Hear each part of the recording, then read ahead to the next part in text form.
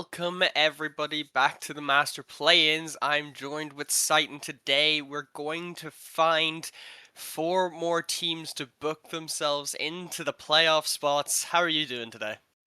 I'm doing pretty good. I was having a little bit of late lunch as we were talking about off stream here. We are both just stuffing our gullets here before the match started. But yeah, it's speaking of stuffing, this whole series is always just jam packed with adventure because play-ins. I find play-ins more exciting than playoffs personally because you really have one team that truly, in order to claim victory, they have to get through, what is it, 3 or 4 teams just to get to the playoff section, right? So it's an absolute gauntlet. So for those of you guys tuning in, you got to cheer for, and I'm always a big fan of the underdog. So it's going to be a fantastic lineup. I think Tazik, are you here just for the first game as well? I'm here for the first game. No, I'm here for 2 of the games. So this one and one more. Um so I'm looking forward to see how it go. We have Zeus and Abyss first, Godalians versus Shadow, and then the winner of that, I believe, if I remember correctly, I don't know if I do, I think I do, plays Tempest afterwards. And yeah, we'll see. Only one of those 3 teams will make their way to the playoff spaces, and then later on we have Prime and Kazoku in the upper brackets. And yeah, I feel like all 3 games today are gonna be incredible.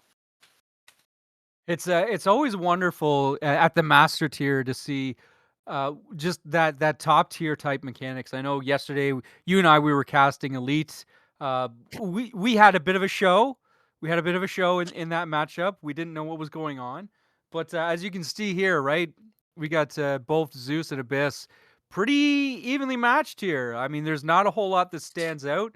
The demos and saves, even the wins losses, the goals for, the goals against, everything is tight here. So I think we saw the same sort of matchup with Elite yesterday, and the first game was, well, we don't really know how to. Ridiculous. Yeah, Yeah. we don't talk about Bruno. You know what I mean? Like, it was just nobody knows what's going on. That's always the wonderful thing about rsc-eu. It just does such a fantastic job of making sure these teams are lined up and that the skill levels are pretty on par. So any little mistake can really swing one way or the other. What kind of stands out for me here is obviously Zeus standing up for themselves. Just a lot more saves, but a lot more demos. Well, I mean, a lot more saves. It's 40 more saves. So that means they do tend to play a little bit more defensive, maybe not as aggressive um, in their play style, where the aggression on the Abyss style comes a little bit more in terms of physicality and demos. But other than that, this seems like a 50-50 even draw. Yeah, definitely. And I just want to see, how do you think this game's gonna go? What kind of way you predicting it to go? I'd like to see Abyss win this one. Purely on the logo. That's the only thing I have to go for at this point. Like, it's honestly, like, this is crazy. Look at the stats. Like, these guys are so evenly matched. It's ridiculous. You have a few players that stands out here, Watali and Dem. They're definitely the difference makers on the field. So as long as they have their support of their teammates, it's going to be a fairly evenly matched game.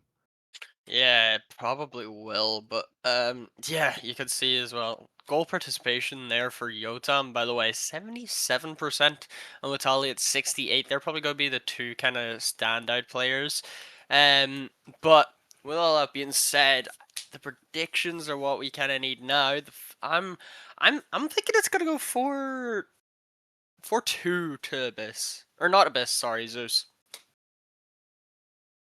I don't want to roll 4-0. Like, and at the same time, I don't want to go 4-7 as well, or 4-3, because it's a long it's a long bout for us. But I think you're on point with 4-2. But I'm gonna go Abyss way on that one. Yeah, definitely. And with all that being said, should we just get things underway? I think so. I think that's what Chad is waiting for as well.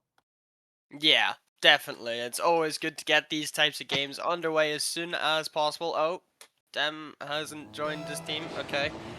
Um, okay, there we go. Everyone's in. We're just going to keep going.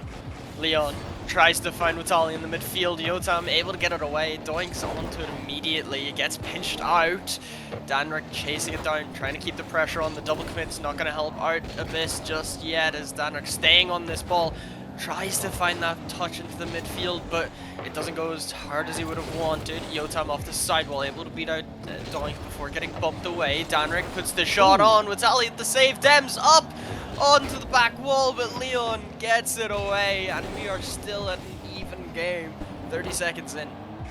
Yeah, it's been a great pressure situation by Zeus to put everything on. They've been in control of boost, they've been in control of ball, and they're making a lot of their shots count. And I mean, hats off to Abyss. You know, I said at the beginning that Zeus was playing a little bit more of a defensive game here, but it's Abyss who's been putting on a little bit of a show, obviously protecting their backboard to make sure nothing's getting out of the way. We see Dem there just reading the play and just able to get it once again. Watali is up, gonna try and make a little bit of a ground pinch here, not able to get all the way out. Going back to Watali, not able to get hit on the net, as Leon is gonna slow play this one smartly into the middle. There's a demo by Watali. I'm not sure if that was the right play, but clearly working out a bit of aggression. Yeah, and it's a good thing they got that ball away. Like, get that pressure cleared out for now. Yotam puts the shot on himself, but Doink able to get that one cleared out. Watali trying to find Doink on the other side. Danrik cuts it out. Leon, no boost in the tank, so Dem able to cut it out and try to keep this pressure going. Yotam just gonna take it slow, place the 50. Dem's already up on the sidewall, takes it high, able to get the reset, finds Danrik on the other side, but Watali gonna stop that attempt from going. Dem nearly finding that shot, but just too far wide. Doink playing the 50 with Danrik. Watali already up onto the sidewall. Doink up once more, but it's just gonna fall cleanly for Dem. Not the touch he would have wanted, so Yotam having to play it quick. Does well to get it out of their own half. The cut inside, the bumped attempts, and it works. Yotam able to bring this to a 1-goal lead.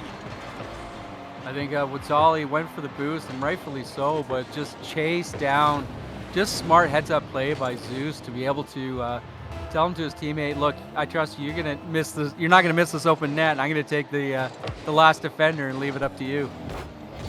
Yeah, very well played from Godalian Zeus, looking to try and find a way to get that one forward. That's just into the bottom right. Danrik with credit on that one, and Zeus are in a very comfortable spot. Oh, I guess that's not an own goal because it did turn blue, but it looked like two missed touches there from Abyss, and now Abyss is on their heels with half the game gone. Still not counted out. I mean, 2 goals is not something you can't achieve, but there was a little bit of a danger. Good job by Watali to collect it and just move it out of the field. Oh, trying to support his teammate here. I think a little bit dangerous as both of them stack up into the corner there. I think they need to get their spacing a little bit more organized, and they'll be on the attack a lot harder here, because we're just seeing Zeus. As much as I said they were a defensive team just purely by the numbers, they're doing a great job of when they're on the ball. They have complete control. As you know, I think that was what, 2 or 3 Zeus players absolutely missed the ball, didn't have control, and ended up conceding a goal. I think everybody just missed it, and Yotam puts in his own net. Maybe a contender for a fail of the week during playoffs, and this is surprising because it's in Master Tier. Out of all of the tiers, we haven't seen many too bad ones in playoffs or play-ins like that. But hey, it happens to everybody. It's good to see. It's a bit of fun. Oh well, as they're trying to maybe find a way to get that goal back, as Zeus wanting to get that one struck off the records, but I don't think Abyss is going to let them do it too easily. Dem takes it well, tries to get past Leon, but not able to continue with it after the 0 boost. Yotam, a great flick past Watali. Doink's already on it though, finds Leon in the center. Dem having to put that one into the corner. Watali not letting that pressure slip. Doink off the back wall, there's no follow-up. The demo comes through, but Yotam will get it first and able to get that cleared away. Danrik, another demo coming through on Leon. and they're trying so hard to get this 2-goal Oh, cushion back, but Shadow are doing well to keep this one out of their net. you know, there's a hard shot there, and Danrick does have to stretch himself and put himself in an awkward position. Did that go off the inside of the post? It might I'm have not sure what actually. happened there, but I thought that was for sure going in there. Danrick gets a bit of a bounce shot. It's mayhem here as we're in the last 30 to 40 seconds. I was thinking to myself the whole time that I was kind of hoping that people would take their time a little bit more with this game, but the speed of the play, the last minute and a half, has been absolutely ferocious as Leon, with no boost, tries to throw it in the middle, connects with Wadali, not able to put it on the net. Doink is trying to put it over the last man. Wadali chases into the corner, trying to steal that boost. It is all but last opportunities here, as it is tied with 8 seconds left to go. Yeah, well done from Shadow. Leon able to get that past Yotam, finds that last touch around Danrick. And Matali just in the right place, the right time. They find themselves back into this one, and very needed equalizer as well, as that one going down to the corner for Yotam. Matali able to meet it there. That could just drop in. It nearly does, but what a save from Danrick. And Yotam sends it down the other way. 0 seconds already down. That gets cleared out, and will Yotam just let it drop? He does, Yeah. and we get the first OT of the day. That was a smart play, just to collect himself. They were on their heels here, as even that kickoff didn't quite go their way. Danrick very smartly lines his car up to try and meet that 50. Didn't get it the way he wanted. We see here a bit of a dangerous situation as both Zeus players had to get up quickly for a defensive play. They're down and out. Watali is going to steal all the boosts. Leon is now going to go end-to-end here. I'm not sure if he's going to get it over all of them. Dem smartly is able to meet them with the limited boost that he has. Yotam collects the mid boost. Dem gets bumped in the back, so he's not able to follow up. But don't worry, Danrick is there with the game winner, and Zeus is your declared victory of the first game of series. Yeah, and that is exactly what they wanted to see. Danrick in great positioning to be in, and Zeus taking game 1 very, very well. And Sec Battalion's off to a good start. They played very well. Danrick coming out with such an amazing performance there. 4 saves and 2 goals. Able to find that overtime winner as well. And we'll have to see, can they keep that momentum going, or will they be able to... or will Shadow be able to kind of stop them in their tracks? Do you know? Maybe take some thunder out of their game? I'm talking about Thunder in the game here. We're getting a little bit of chat between the teammates here, as Abyss and Zeus are just talking about how they were scrambling, and I think we saw that on the stream in that last 20 to 30 seconds. It was just going one way or the other. It was definitely worth sitting on the edge of your seat for that game. I do have to say that the middle section of the game, unfortunately, a little bit boring in terms of excitement. There wasn't any goals. There wasn't very big demos, but just strong gameplay on either end. The first 2.5 minutes, certainly the goals came out, but if you're Abyss, I don't think you really got to change a whole lot. If you're Zeus, I don't think you got to change a whole lot either. Just making those opportunities, or trying to get those opportunities a little bit more. I think there was a couple times where Zeus certainly had Abyss on the ropes and it didn't turn into anything, and I think it happened the other way as well. So just not quite getting the pressure on the net itself. Instead, they're going east-west and getting pressure in the corners. Yeah, but hey, as we get started with game 2, Zeus immediately trying to put on the pressure. Doink can get that cleared away for now.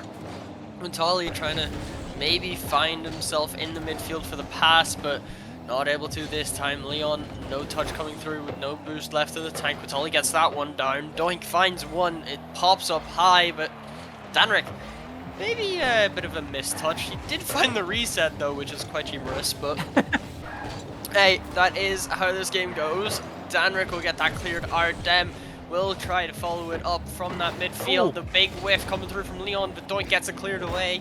Danrick with control takes the 50 as it goes past Leon. Speaking of which, he gets demoed by Yotam.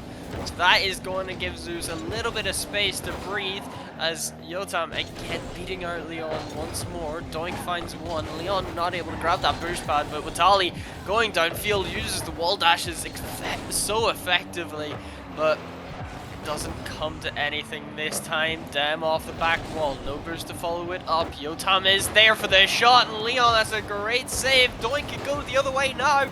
Maybe start this attack, and Watali not able to push that one into the midfield, and we find ourselves still in a tiebreaker. You know what I'm noticing is that both teams are shoving it into the corner against this back wall. Thanks, Doink. I was trying to make a point here. I'm finding a lot of the plays are being shoved into the back wall or the back corner, and they're not actually coming out. There's no midfield passes that are happening. A lot of big solo plays, trying to move it down the field and then hope something is going to squeak out. And in that situation, they were rewarded clearly with a goal. I just was actually surprised how that one happened. So let's see if Dem is able to collect it. It was a good 50-50.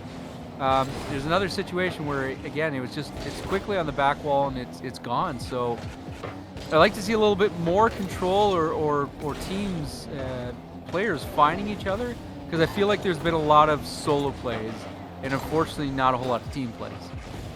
Yeah, I'm honestly with you. It's been a bit of a slog. Slam and hope. Yeah. Yeah, but a bit slam and hope, but that's a great play from Yotam. Oh my word, the solo play works out well this time. Finds himself over Watali, plays the second touch under Leon, and it's just a wide open net. Yeah, he definitely beat that last man. He's got to be kicking himself a little bit there, Leon. He had space to just kind of take that calmly, but instead drove himself at that one. Watali tried to get the mid boost. He's in trouble here. I think his teammates bailed him out. Doink's got to move it down the field. I think smartly Danrik was able to meet him in the midfield. He's going to collect the ball. It's not going to get too far as Dem's going to make a bit of a play here. Slows it down just enough for Abyss to just shove him off as Watali's trying to make it into something that's not against the wall and pitches it out. Doesn't quite get where he wants it. Watali is very close and unfortunately just smoked that one off the post. Oh, there's a missed touch by Leon. Shot. Oh my god, Doink, you cannot be letting chances like that slip. You may be a sub up from Elite, but that does not mean you let that go. That's a great fake from Yotam. The shot is on. Danrik is lethal, able to make sure that that one finds the back of the net. We love the tactical whiffs. The fake, not fakes. Yotam just missing that a little bit, but he drove the second last defender to dive for it and just opened that field up perfectly for his teammate to clean up. Yeah, and that was exactly what Zeus needed. Able to find that lead once more. Danrik awkward on the touch, with Ali is there, and they tie the game back up. Whose head did that go over? There was somebody floating just outside the... Oh, Danrik. Oh, and then his teammate got demoed. So Danrik was just kind of floating just outside the goal line. I think he was confused on what was happening. Maybe a miscommunication, but this is the different game from the first one, where there seems to be the opportunities actually opening up. The last couple of minutes, I know it said there's not been a whole lot of team plays, but they've certainly turned it around and turned it up. Yeah, it's looking better as well. Just over 1 minute 20 left. Doink trying to keep that pressure alive, but Yotam on the back wall has to just take it slow, try to collect some control. I'll tell you, that one's dropping. It's just dropped in. Both the players diving from Zeus, no one finding a touch, and Watali able to steal the show. Sometimes you don't have to shoot it at the net. You just have to make sure the ball ends up there. Yeah, honestly, you just need to make things a bit awkward for them, and he's done very well to do so. The demo in the backline is going to help our Dem with full control. The flick, but Leon able to get back just in time. Danrik trying to find the pop shot. Watali in the way. Dem taking slow. Tries tries to pop it up onto the back wall, but Vitali onto it quickly. Yotam able to find its way downfield. Danrik, that's not the touch he would have wanted. Dem takes it though. Will bail him out, but it does get cleared away for now. Leon trying to find a solo play of his own, but that shot's not on target. Doink up, Dem able to beat him out to it. Couldn't find the second touch for what could have been a easy counter-attacking opportunity, but for now, Abyss stay alive and keep their lead. Danrik is again caught just under the ball, not quite in the position that he wants to be. Dem meets that ball quite adequately, is able to collect it, but this is a situation where Zeus is under the gun. Even though they're on the attack here, this is where they need to be, but they are not in control of where the ball is going. They've got two of Abyss players up. Dem is making a play! What an opportunity by Danrik, seeing that Dem has beaten one and then moves to bump Doink. Danrik sinks the ball, making sure it does not touch the ground, and what an overtime. Oh my word. The fact we've gone to 2 overtimes in 2 games, that says a lot about this series. We're about to fall back under schedule like we did yesterday. But hey, if it means we see good Rocket League, who cares? Another OT underway. Danrik taking control. We'll have to play the 50 with Doink. Leon is going to back off for a second before taking it. Doesn't find the reset, but will get a good 50 off Yotam. Danrik gets it cleared away long. Doink there already. Meets it in the midfield, but won't get past them this time as he tries to continue going. Yotam demoed on the back line. Vitali takes one. Grabs the reset. Not able to find Doink, so Doink will come to him instead. Dem finds that 50, and it's a great one to cut out the pressure. Vitali's on the back wall. That's dropped down, but the follow-up not able to come through. Doink finds the shot this time. Yotam, that's a great save. Leon trying to find something, but Dem gets it cleared. And Vitali will bring it back for Abyss to restart their pressure. I don't know how Zeus escaped that one. They were all scrambling. It looked like every one of them was on the backboard with low boost. And there's a squandered opportunity, I was about to say, as just a low grade shot, but what a bump. I don't know if you've noticed, but the physicality has definitely increased in these last a minute and a half for the overtime. There's been a lot of demos behind the play, seemingly nothing. As I'm trying to get my point across, Vitali with was that a read off the crossbar, or just there to just smush it in and make sure it's not going anywhere? Oh no, I think that was a read. I think it was a bit of both. Read. I think he found a way to read it and smush it down. That was a fantastic game. Coming back, Abyss, you know, the minute and a half overtime, it felt like there was a lot of behind the scenes demos. As we see there, what are we seeing?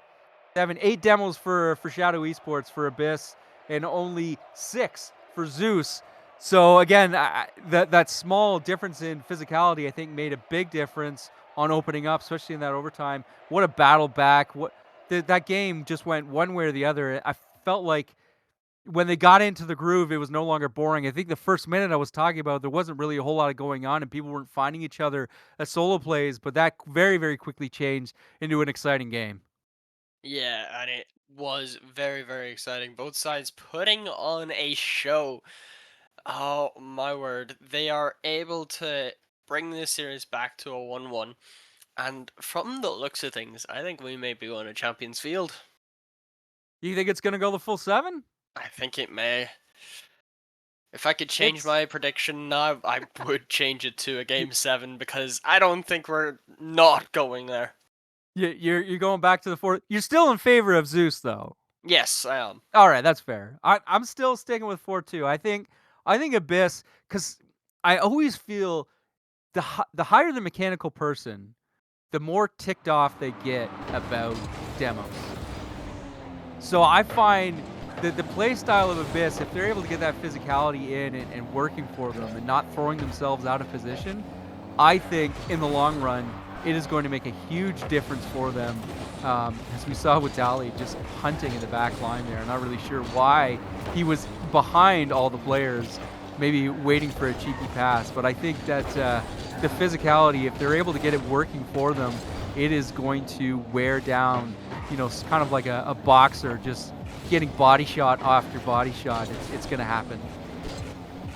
Yeah, and we'll have to see, can Zeus come back from that game loss? Leon gets that cleared away with Ollie already on it. Doink finding a shot, but Dem able to make sure that gets turned off to the backboard and finds a great 50 off Vitali, keeps the pressure slim.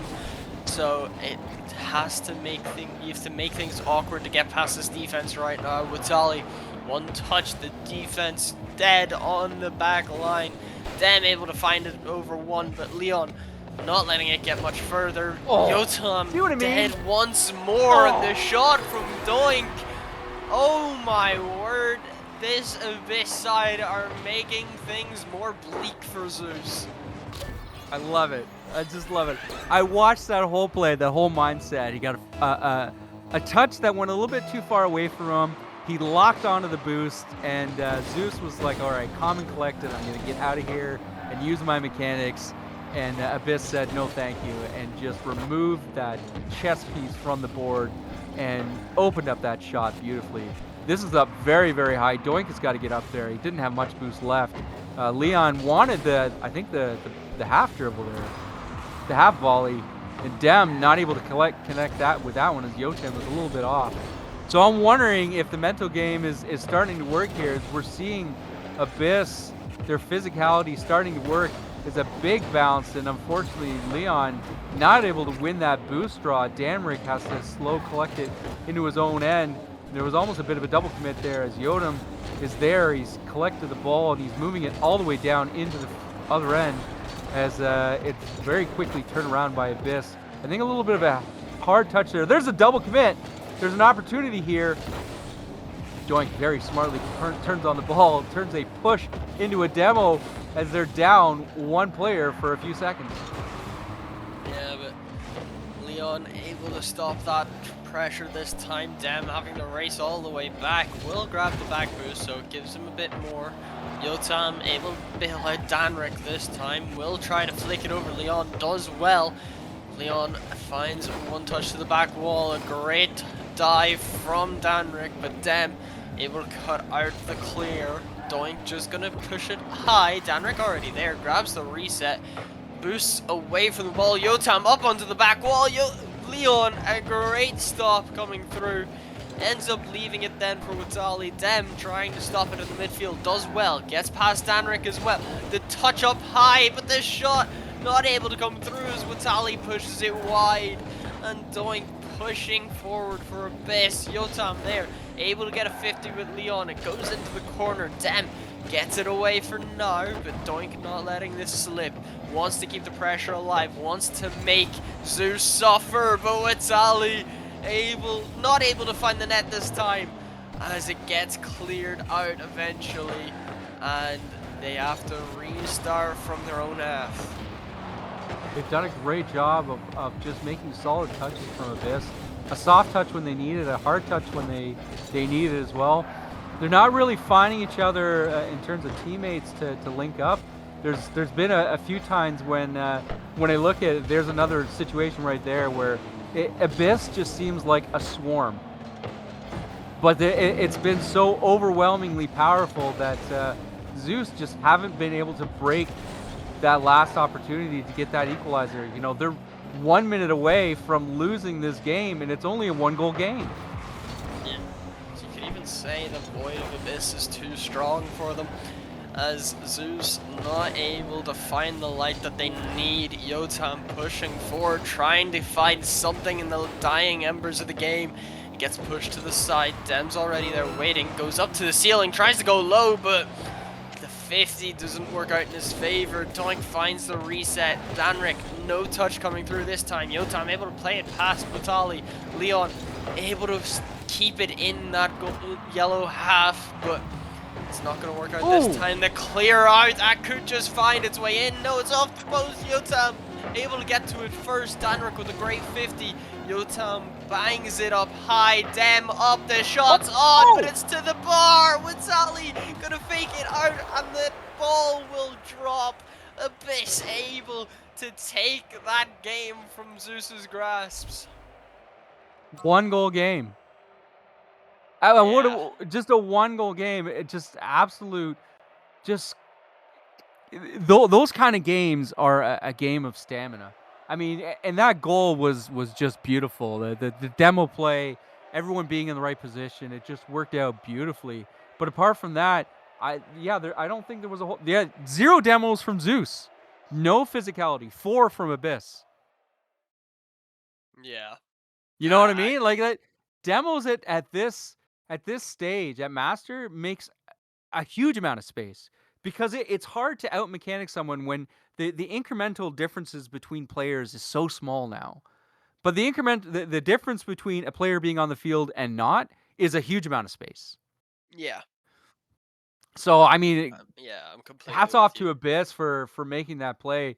But that was an absolute battle of stamina, and our server has gone down for maintenance. Perfect. Lovely. So we'll get that restarted nice and quickly to try and get this game back underway.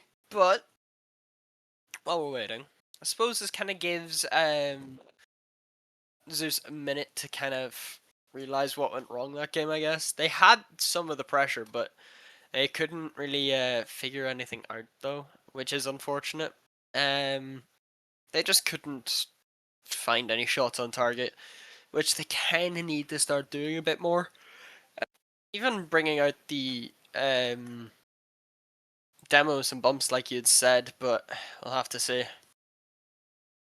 Yeah, I don't know what the secret sauce is for Zeus, but they gotta figure out something.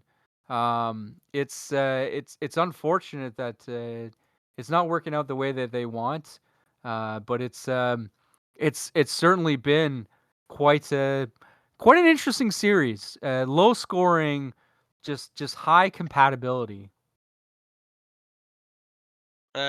Yeah, it's gonna need to be figured out quickly because they just didn't look the best. Um, that game, but hopefully they can make it count this time. Everyone getting back into the lobby and Zeus's sake, they can figure some sort of way to get out of that void. Did Um, did what's everyone join the wrong side again? Oh, What's I going think they on? did join the wrong sides. I think maybe no. Wait, what's going on? Everyone's here. Yeah, I'm confused Um, on what they're doing. I know you guys, guys can't see this on stream, but there was everyone joined and then they all unjoined. So they all thought uh, they had to wait for us. What? yeah, No, no, they're just go. good. They're good. Just go ahead, guys. Don't worry. We'll catch up. The game can't happen without you guys. I mean, the game can't also happen without the viewers, clearly. But Yodam takes that low 50, opens it up for Danrick. Man, these kickoffs are always so dangerous. It's amazing that there was really only one kickoff in that last game.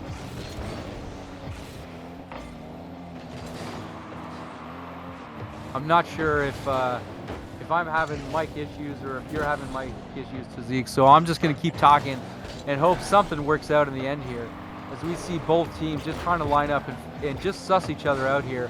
Sometimes that break is a little bit too much, and sometimes it's just what the doctor orders. You see Danrick having to stretch himself with 0 boost. What an amazing save there. As Dem is on the ball, and Yodam and Danrick, this is absolutely mayhem for Zeus. Not able to get the control that they want as Abyss is making them play for the ball, and it's not working out. Dem is on the ball, trying to move it out of the field. Zeus trying to do anything to get past the midfield as Leon is trying to meet up with Tazik, or sorry, with Dali. Tazik trying to find his mic. We're not sure where he's gone, but it's okay. Somebody will be with you in a moment. A pinch play, unfortunately, goes the wrong way, and Yotam is awarded with the first goal of this game. And well done from Yotam. It's exactly what they needed, and it's gonna be such a breath of fresh air for Zeus, especially after not being able to come back from that last game. Just that 1 goal game makes it so much more of a annoying loss to say the least, because it's just the fact that if one or two things had gone slightly different, you get that win. Vitali trying to follow it up. Leon's there onto the back wall. The double attempts there, but it's onto the bar. And Vitali gets it cleared away. The follow-up was there, but instead they have to defend on the other side. Yota with the double, and they double their lead. Sometimes when you are in transition, the strongest shot is off the post. Because the defender, the last man defender who's scrambling to get back, collect boost, and collect himself, often make the mistake of just, that's definitely going in. So you end up getting your that defender to bite on what that shot's going to be. That was a strong shot there. And we're seeing Danrick trying to make the offensive pressure here, tries to remove that player and try to remove Vitali from that defensive play. Doink, he's got low boost, but he's not the important one there as Leon makes the save. It's collected up and not out of the midfield. So as much as we saw the first 30 or 40 seconds from Abyss, it's now turned into a situation where it's now the Zeus show with 2 goals up. And we saw, I think, whoa, that was almost a cheeky shot there across the crossbar and almost underneath it in. And Doink trying to collect, I think, one more player here, or boost or something, but not able to get there. Dem was able to get back to the ball with that ceiling touch. Vitali trying to collect and make a bit of a flip, not able to get there, but Leon makes no mistake, passes it up right into the net. Yeah, it's a great bump as well from Vitali, able to get, I believe it was Danrick, back onto the floor. It doesn't let them have any chance, as Doink putting the pressure on once more from that kickoff. Yotam able to take it nice and calmly though. Danrick up to the ceiling, will come back down, finds the reset onto the back wall. No follow-up means Leon can find Vitali in the air, but Yotam, that's a great 50 and it just drops down. Nobody's home, and Zeus find themselves back with that 2-goal lead. They have a bit of a cushion now, and they can finally figure out how to make sure that they keep ahead. It's the same situation of the last game where I think I said Abyss was almost a little bit like a swarm where they were on top of each other. But here we see the situation where I think Zeus has just identified that as an opportunity to make goals or plays happen, because Abyss has been on top of each one of their players quite a few times here. Dem has all the time and space to make a bit of a play. He got bumped right near the end here as Leon is removed from that play, and that, I think, very much removed how that pressure of that play was going to go down. Zeus is making a big defensive play. He's trying to make it into the infield. It was intercepted by Leon, who's going to pass it back to Yotam. That was nearly dangerous though for Zeus. The shot was on, but Doink not able to get it under the bar this time. Danrick, no pinch coming through, so Yotam has to play carefully as last man. It does very well, finds a great bump as well on Doink there. Dem off the back wall, finds one extra touch to get it away from Doink. Leon able to get to that first in the midfield. Vitali trying to find a bump. Yotam, a great 50, but Doink's there. Danrick from absolutely nowhere, heaven sent for Zeus. And they find themselves with a lifeline there. They may be 2 up, but now it'll be 3. They keep that pressure. They get that counter-attack off and do extremely well to try and put Abyss into the back seat. Clearly that server reset timeout, unintentional timeout, was in favor of Zeus. Oh, here we see an opportunity here. Vitali. Oh, baby! Don't count me out! Abyss is still in it. 2 goals down. But Doink beats Yotam. Vitali. I don't know if that was a heads-up play or what, but fantastic moves, guys. Still 2 goals to make up. 40 seconds. These kickoffs are so important, as Vitali is going to take it back into his own corner. Try and go a bit end-to-end here. Under pressure, I think, wrongly to make that play. And we're seeing Leon, I think, expend their boost, not collect where they need to. again, on top of each other. So there's no space, there's no opportunity for that ball to be moved downfield. So if you're Zeus, you just have to be exactly where the ball is as opposed to where it's going. And I mean, at this Yeah. point, 8 seconds, everything is going against Abyss here. But have to say that last goal was chef's kiss. Yeah, Zeus looking like the better side this game. Although, I will say, Abyss had a lot more pressure. Another great save coming through from Danrik, and Deb will make it drop. It was a lot more pressure from Abyss. I believe it was something like 11 or 12 shots there. 13, I'm lying once more. To Zeus's 9. Yeah, So, Abyss had all the pressure. They just couldn't find the back. Well, they found the backline net twice, but they couldn't find it enough. enough time. Yota, holy hell, 959 score, 4 goals, 4 saves. Jeez, it really put Zeus on his back this time. They you really got to hand it off to Yonam to turn that into a win. Just a question of if they shut Yonam down, does that shut the whole team down? Right? It's always that situation where if that difference maker is eliminated, basically, so you're on him very quickly whenever he's on the ball, or maybe you double team him, whatever you do. But if you shut Yonam down, does that shut down the whole opportunity of a win? I don't think Abyss was as physical as they could have been. Oh, another server maintenance. Oh Jeez. my word. Somebody call Jeff Bezos and get these Ugh, Amazon servers working. these You know, games, this game, we love this game, but at the of same course. time, Epic, fix it please. Because this just hurts now. But hey, it's all good. We'll find a way back into it very quickly. We'll get into Beckwith Park very, very soon.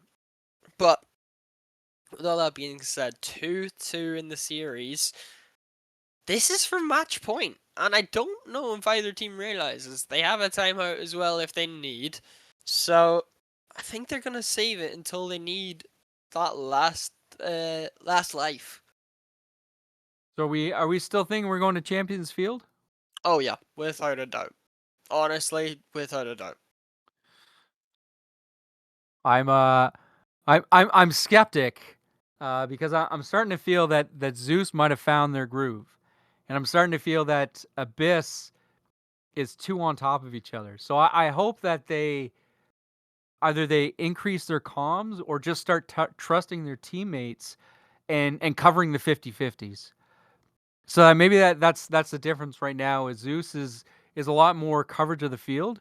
It'd be interesting to see like the tracker data in that last game to see where all the players were, and just watch to see the movement because it definitely felt like Abyss was on top of each other majority of the time when an offensive play was happening and they were moving through transition.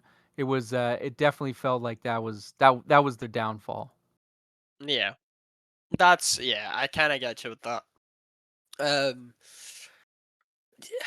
Zeus just looked a lot better, to be honest. Um, they looked like they were absolutely destroyed. Why? What has happened? Well, Got we're a gonna bit have to of a restart. false start here. Gonna have to restart once more because I don't think the players have realized they could just go. Um, they don't have to wait for us to say go. They're Um, watching the stream. yeah, they kind of need to because at this point it's looking a bit questionable. Um, hopefully this They're time we can get they're things they're done eager well. they're eager to get it on. You know what I mean?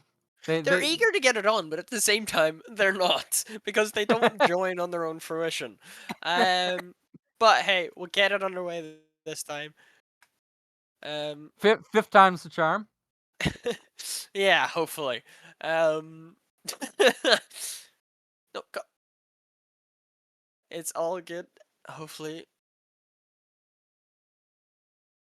Are we all Jesus. right? Okay, I know finally, stream you can't everyone's see here. this, but Ah, highest quality production happening right now. Just half the game is just trying to get the game going. Oh, and okay, it's barely. fine. We got it underway. Game 5, finally underway. Then backflips, doinks, gets it away. Yotam with a catch, will try take it up high, gets past one, tries to get past Leon, not able to this time. That's a great 50 though with Ali. Dem's already up, the Oh, shot is beautiful! And that is incredible coming out from Dem. Able to put them in the lead, just over 20 seconds in. that looked like that was a lot faster. I was surprised to see it only in the 90s. I thought it was going to be low tier hundreds, the way it came off. But when I finally ended up seeing Dem hit it mostly with his wheels. So now I'm super impressed with the fact that it was 93 that close. What a great play! An absolute pressure and difference maker by by Yodam to, I think, what did he beat both players and then won the 50 on the respawn.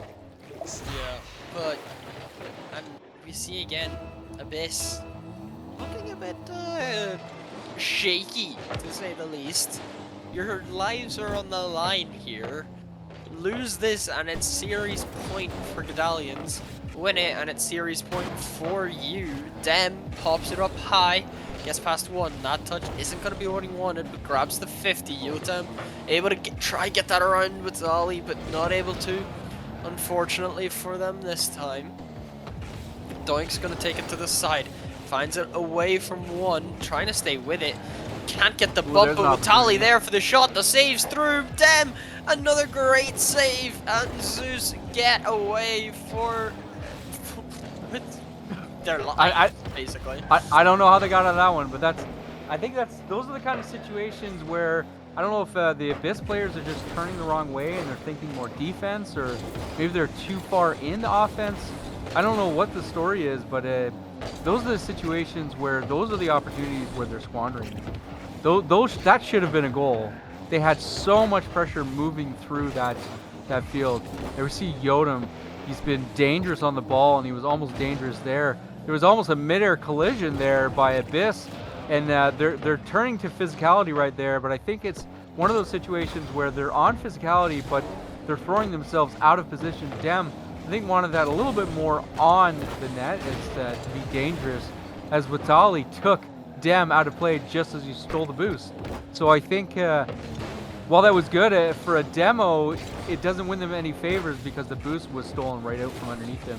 Leon took that one smart, tried to fake his way through just to an easy goal. Doink is going to try and do the same thing. Dem bails Yodam out, who was up early. These are the kind of things that I wanted to see earlier on in the gameplay, was these kinds of fake outs where everyone's just doing the predictable gameplay. Nobody was trying to play down low, but Abyss changed up. Watali was able to get up and underneath that ball and keep that moving towards the net. It wasn't a high velocity shot, but it was a smart play. Yeah, and it's working out well. Danrik kind of pumps Yotam into that demo, but Leon putting the pressure on. Yotam can get that pushed forward, but Watali keeping it there though, as Leon gets a 50. Doink tries to pass it all the way to the other side, but no touch for Watali coming through. Danrik able to push this forward, starts some counter pressure as Leon plays the 50 with Yotam and gets better in the favor for him, as Danrik able to bail out Dem, pushing forward, gets that mid boost, tries to flick it over Doink off to the back wall, but gets played to the side. Watali already there. Doink pushing it forward, trying to get Abyss back on level seating, as Yotam getting to it first. Will pick up that back boost as well, trying to be a nuisance on the back line. And Leon able to get to it before anyone from Zeus can react. Yotam stopping any sort of pressure. Dem spawning in the perfect position for that ball. Danrik has to play the 50 with Watali. It works out better for him. And Yotam gets over, I believe that was... It was a couple of them. But again, Abyss is just so close to each other. It's not working out. Doink tries to make a little bit of a play. He was underneath the ball. Unfortunately, Yodam is going to launch this off the backboard. Is he going to get up early for it? Didn't get up early because he didn't have the boost, but he got up enough to beat the last defender. So this is a situation where Abyss, again, on top of each other, not able to get back for a defensive play because they're too clustered. They're too clustered. So I'm starting to think, as much as I hope that 4-2 for Abyss, I'm starting to think that your prediction is going to work, but I think it is going to be 4-2 for Zeus, the way that these guys have been playing. Hey, I won't say no to that, especially as that one crawls into the back of the net. Danrik just getting it cleared away and finds it over Doink. 50 seconds remain, 3 goals to come back from. It's a big mountain for Abyss to climb, and they're going to need to take themselves out of that hole. Watali diving on that, trying to make a counter-attack happen through the kickoff, but it doesn't work out. The pressure is just back onto their side of the field. Leon onto the sidewall, will continue with it. Able to try get that around one. Yotam gets it away for now, but Leon's not gonna let it go too far. Dem finds another touch. It goes up too high. Yotam plays it to the side, and Watali is there waiting, trying to stay with it. Grabs the reset. Dem plays a great 50. Will get to it again as well. Gets it cleared out. And with 10 seconds counting down, you have to think this could be done and dusted for Abyss. And surely that means that they will call their timeout. What's been your opinion about the big boost visualization respawn timer? Oh, I actually quite enjoy it. I like it too. I enjoy it quite a lot, especially due to the fact that it kind of makes people realize, oh, that boost isn't spawning. Let me rotate back into play properly rather than just sitting on it for the entirety of the, 10 seconds, something like that. Yeah. And it makes things look a little bit easier. Wait, do these players know they have a timeout? Because Abyss still hasn't called it. I don't think they are. I think it's going to be much similar to yesterday, where they're just, like a Band-Aid. Let's rip it and get it off. Because remember, this is only the first series, so whoever wins still has to play. So they're like, you know what, we're not resting. They already had 2 rests as well. Remember, there was 2 servers down for maintenance. Jeff Bezos was out there pulling cords. You know what I mean? Yeah. They've had their timeouts. I guess so, yeah. I swear, if this goes down for server maintenance one more time. We're good? Oh, we're good! We move on to Neo Tokyo. Thank the lords. And both sides hoping to get this one underway immediately rather than taking their time once more. And as we get underway, Game 6, series point for Zeus. Win this, you face Tempest, and that is a great start for them. 2 seconds in, Dem finds the goal off the kickoff, and Abyss, it's not looking good. Just a misflip by Leon. It looked like he turned towards the boost or something, just not able to read where the ball went and missed it completely. Just unfortunate, but if you're Zeus, you just really have to protect your lead at this point. You got 4 minutes and 45 seconds before you win. That's really what it's come down to. What do you remember the original? Oh, there's a free goal there for Yotam. What hard work by Danrik, and unfortunate defensive play by Abyss. Both people just low on boost, not able to get a proper clear. I think who was that? Oh, I think it was Watali. Wanted to take the ball with him into the corner, and instead just threw it right back out in the middle. Do you remember the original Tokyo map with the 2 layers? Oh, yes. It's called something new now. I can't remember what it's called now. It's still used. It's just used but it's not in competition anymore. Yeah, it's used for Rumble and things like that. But I'm not a fan of that one. You're not a fan of that one? I love that one just because of the amount of mayhem.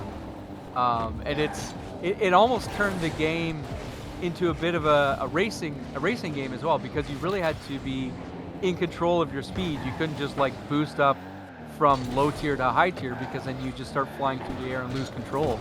So you had to start using brakes and stuff for that. I thought it was interesting. It certainly didn't turn it into like Forza or anything, but it added an element that was very unique to the rest of the gameplay.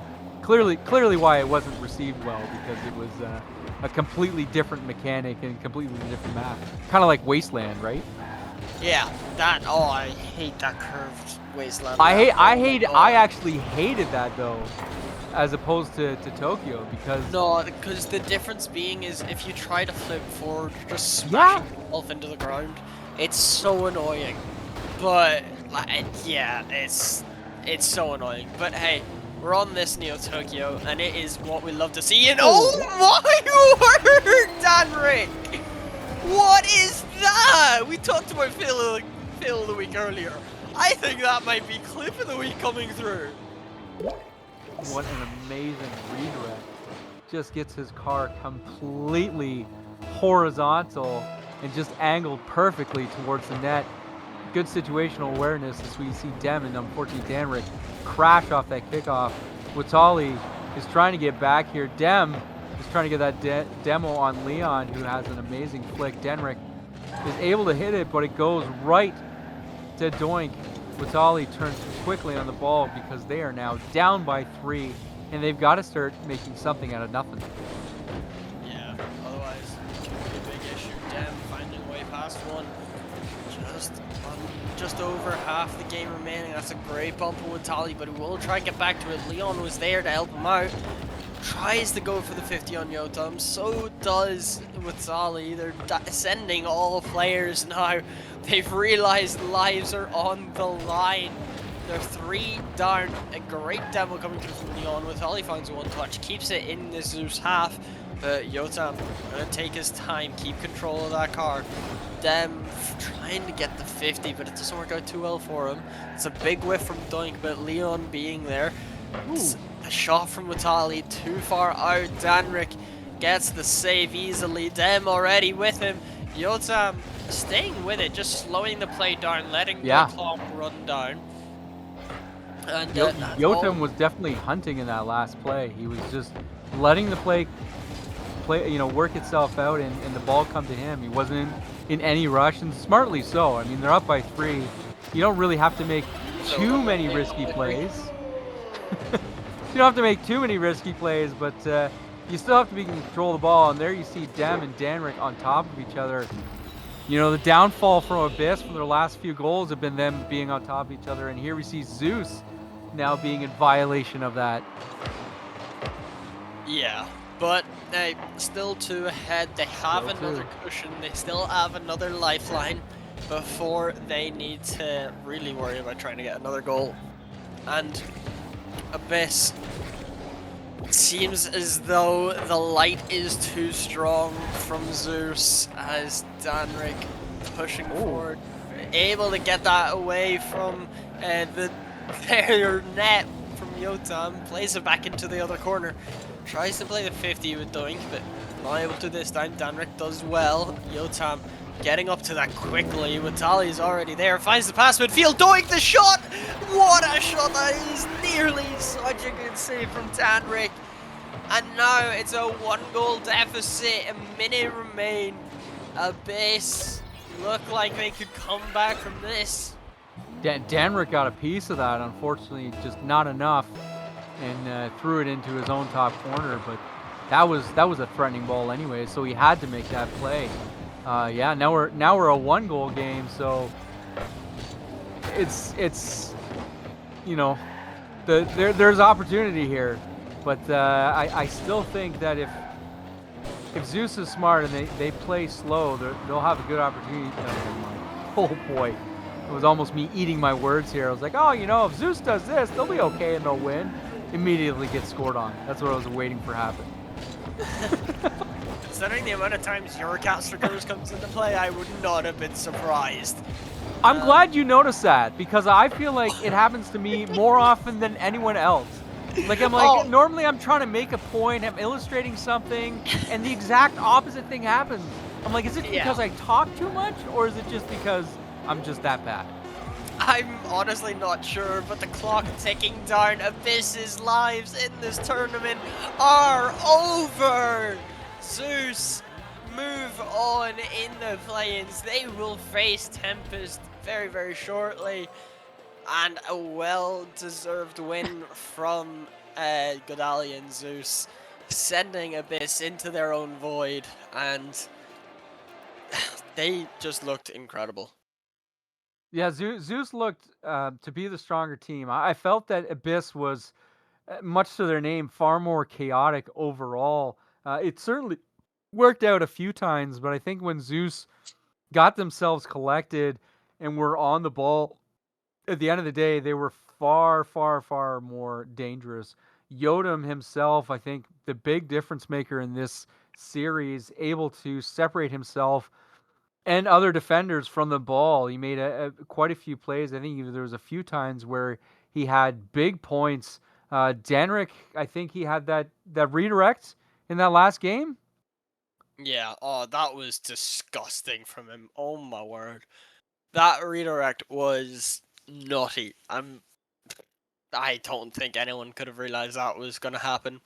No, But but look as at the stats again, right? Abyss, uh, 28 demos to 15 of Zeus's. yeah, and that Right, so that just Abyss definitely the physical gameplay, but it didn't go in their favor. no, it did not this time. As we will look to see the series MVP. I'm expecting it to be Danrik or Yotam, but after that 900-point game, probably going to end up being Yotam.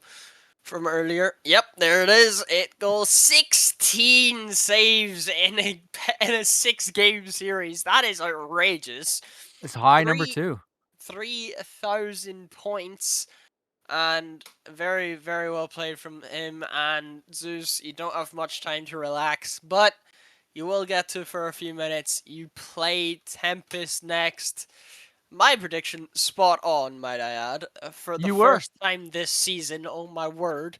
I've been Um, throwing darts all series as well. but hey, we will see you all very, very shortly with Zeus versus Tempest next. Please don't go anywhere too quickly. See you in a bit.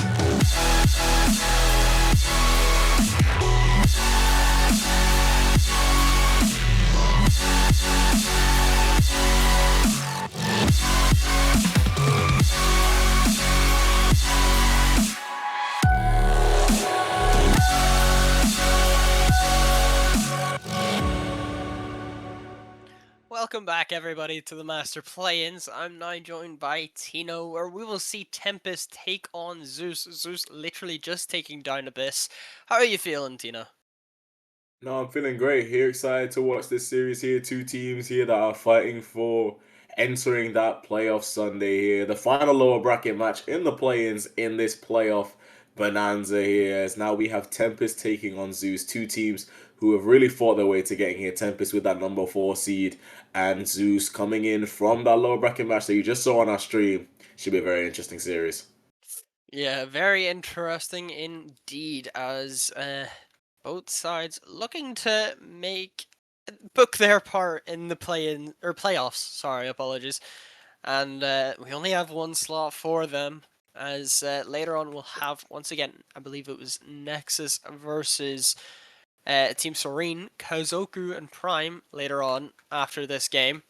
But we'll focus on this one for now. We'll look through some of the stats maybe before the teams get ready, get involved, and yeah, seeing the difference there, it's not even too big of a deal in terms of the league play, but how do you think it's going to go?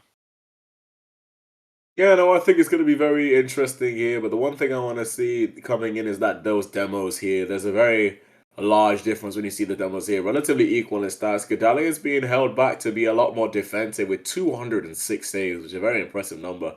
But this should be a very interesting series to see how both teams set themselves up. Yeah, I'm looking forward to it, especially after how that last series went. Getting that 4-2 on Neo Tokyo against Abyss, they played incredibly, might I add. It took them a minute, don't get me wrong, to get going. They won the first game, lost the next two, and then just kept going. They went like a freight train. They didn't stop. They made sure Abyss felt battered, and they did very very well. And I think honestly, I'm thinking this might go to Champions Field, but I think it's still gonna go in the way of Zeus after the momentum from that last series is gonna help them.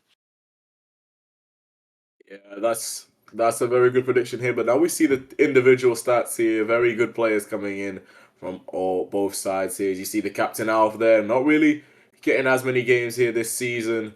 He's really looking like he's been the more of the sub role here.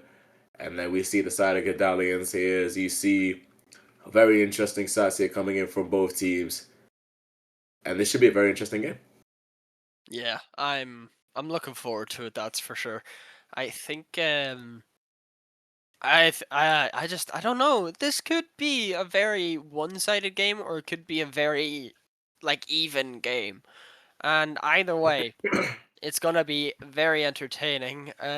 Still waiting on a few of the players, so we'll see how that goes for now. But hopefully we can get things going, get things underway. But how do you think it's gonna go yourself, Tina?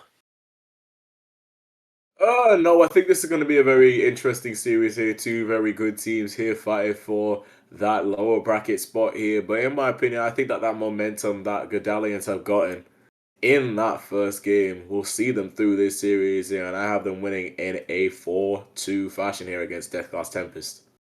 All right, all right. I'm not too far different. 4-3 for me, obviously, as you can see there on your screens.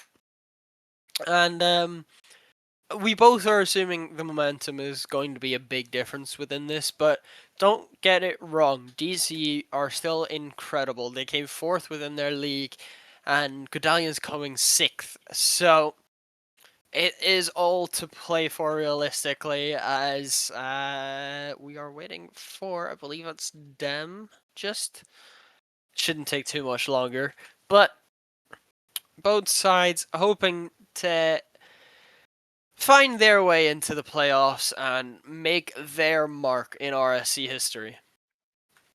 Yeah, now Dem's here joining the match here, as we should be able to get game number 1 already. Gonna get all the players into the game here. Two teams here fighting for their lower bracket spot here. The loser of this game will go home. And we can begin fight game number 1. 5 minutes on the clock, and let's start this off. Yeah, indeed, indeed. It falls out to Yotam, bangs it long though. So Alf gonna just send it back. A bit of ping pong, let each side feel each other out. The fake comes through Twins are going forward. Yotam able to get the stop off as it gets pushed out once more. Dem chasing it down. It would get past one. Danrik misflip, not gonna help. Yotam having to get away from one, but is demoed on the back line. The shot from Alf. What a save from Danrik! And it gets pushed up into Dem, so it gets played into the corner. And Zeus just find a way to come out of nothing. Yeah, from the very brink there of it being a 1-0 here to Death Cloud here. What a save coming in from the Gandalians. Danrik with the last second now. Twins are with the shot. He's not going to let that one be saved, and it's 1-0 already to Death Cloud. It isn't too much of a surprise. The pressure they've been putting on is insane. And this is even with one of their players being on about 100 and something ping. So that is very, very well played from them so far.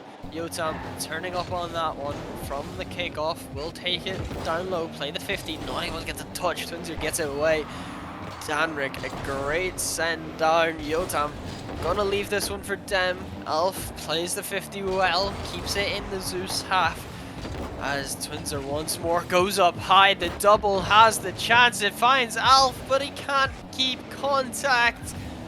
And once again, Zeus get away with their lives as Tweaks trying to get past one does well. Danrik beats it in the midfield. Dem is already to the side, fakes it out. That's a great play onto the back wall. Yotam not able to get past Elf this time as Dem gonna have to try and keep Zeus alive.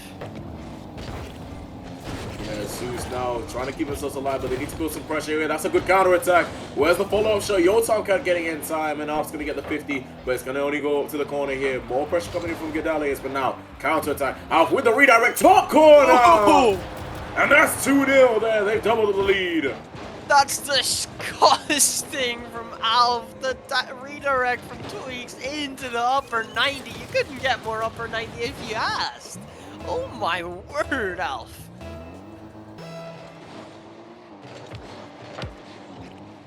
That is absolutely disgusting. But now a mistake on the other side means Danrik can change that to a 1-goal difference once more. Tweaks, no touch comes through. Alf not able to race back in time. And Danrik with the open net to come back home from. And Zeus find themselves just 1 goal behind now instead of 2. 3 minutes remaining. Dem, no touch coming through this time. Yotam having to take it slow. Flicks it up high. Alpha already up. Finds one. Tries to keep it high as well. Tweaks is there first. Danrik plays the 50 well. Able to dunk out the touch. Ooh. Gets a great demo as well. But Twins are going to be the first to that ball. Dem plays it to the side. Alfie already on it. Danrik with a great clear. A double commit comes through though. The demo once more. 2 demos on the back line. Gets a bump on Alfie as well, but no follow-up means no danger just yet from Zeus. The 50 comes out to Yotam, but it doesn't work out too well. The shot onto the post. The save from Alfie. And both sides have had incredible saves so far. A wonderful defense coming in from both sides here, and now it's Twins' turn to try to play something here. Tries getting to the corner, but then shoot up the read and goes up to the middle. But that's so risky though, because Alpha's forcing that ball. And now Twix gonna try to get this up to the scene, but he can't get it because of the 50. Danrik's gonna get it clear, but Twins is gonna take it to the side here. He's gonna try to follow this up here, but he gets the backflip rather than the double jump. Dem now trying to poke this in, but Twix should be able to hold this up now. Alf with a bit of defensive responsibilities to do. He gets that touch to clear it off to the side. Now Danrik straight up to Dem here. He's going to get control of this ball. Drops it down for Yotam with a shot. Twinser with a great save. And once again, this Tempest defense is able to keep their line strong. And now Alf with all the control in the world. He gets it over and tries to get the double tap. He's getting 50 there. And now Yotam with a full field edge. Gets the reset. Tries going low, but Twix has the read. And Alf is going to dump Danrik there, but it's going to go to the corner. And now it's Tempest's time to try to build some pressure. They need to do it quick. Just over a minute remaining. The fake comes out from Dem, but no bump means it's going to be a free clear. Alf onto the ceiling. The double is there. Yotam not able to get back. And Alf able to make that a 2-goal lead once again. And really just go to show the difference between these two sides. Yeah, mechanical brilliance here coming in from our wonderful flick onto the ceiling and the double tap to boot. And it's now 3-1. They've doubled the lead once again here, Tempest. And they should have control. Alf with the double tap into the middle here. Twinzer with the shot. Dem is going to get the save here as now Twix needs some work to do, but he's not going to be successful enough. And now Twinzer gets control again. Gets the shot. That's in after the bomb. And now it's 4-1 to Deathcloud. Deathcloud Esports looking like the team to be in this tier.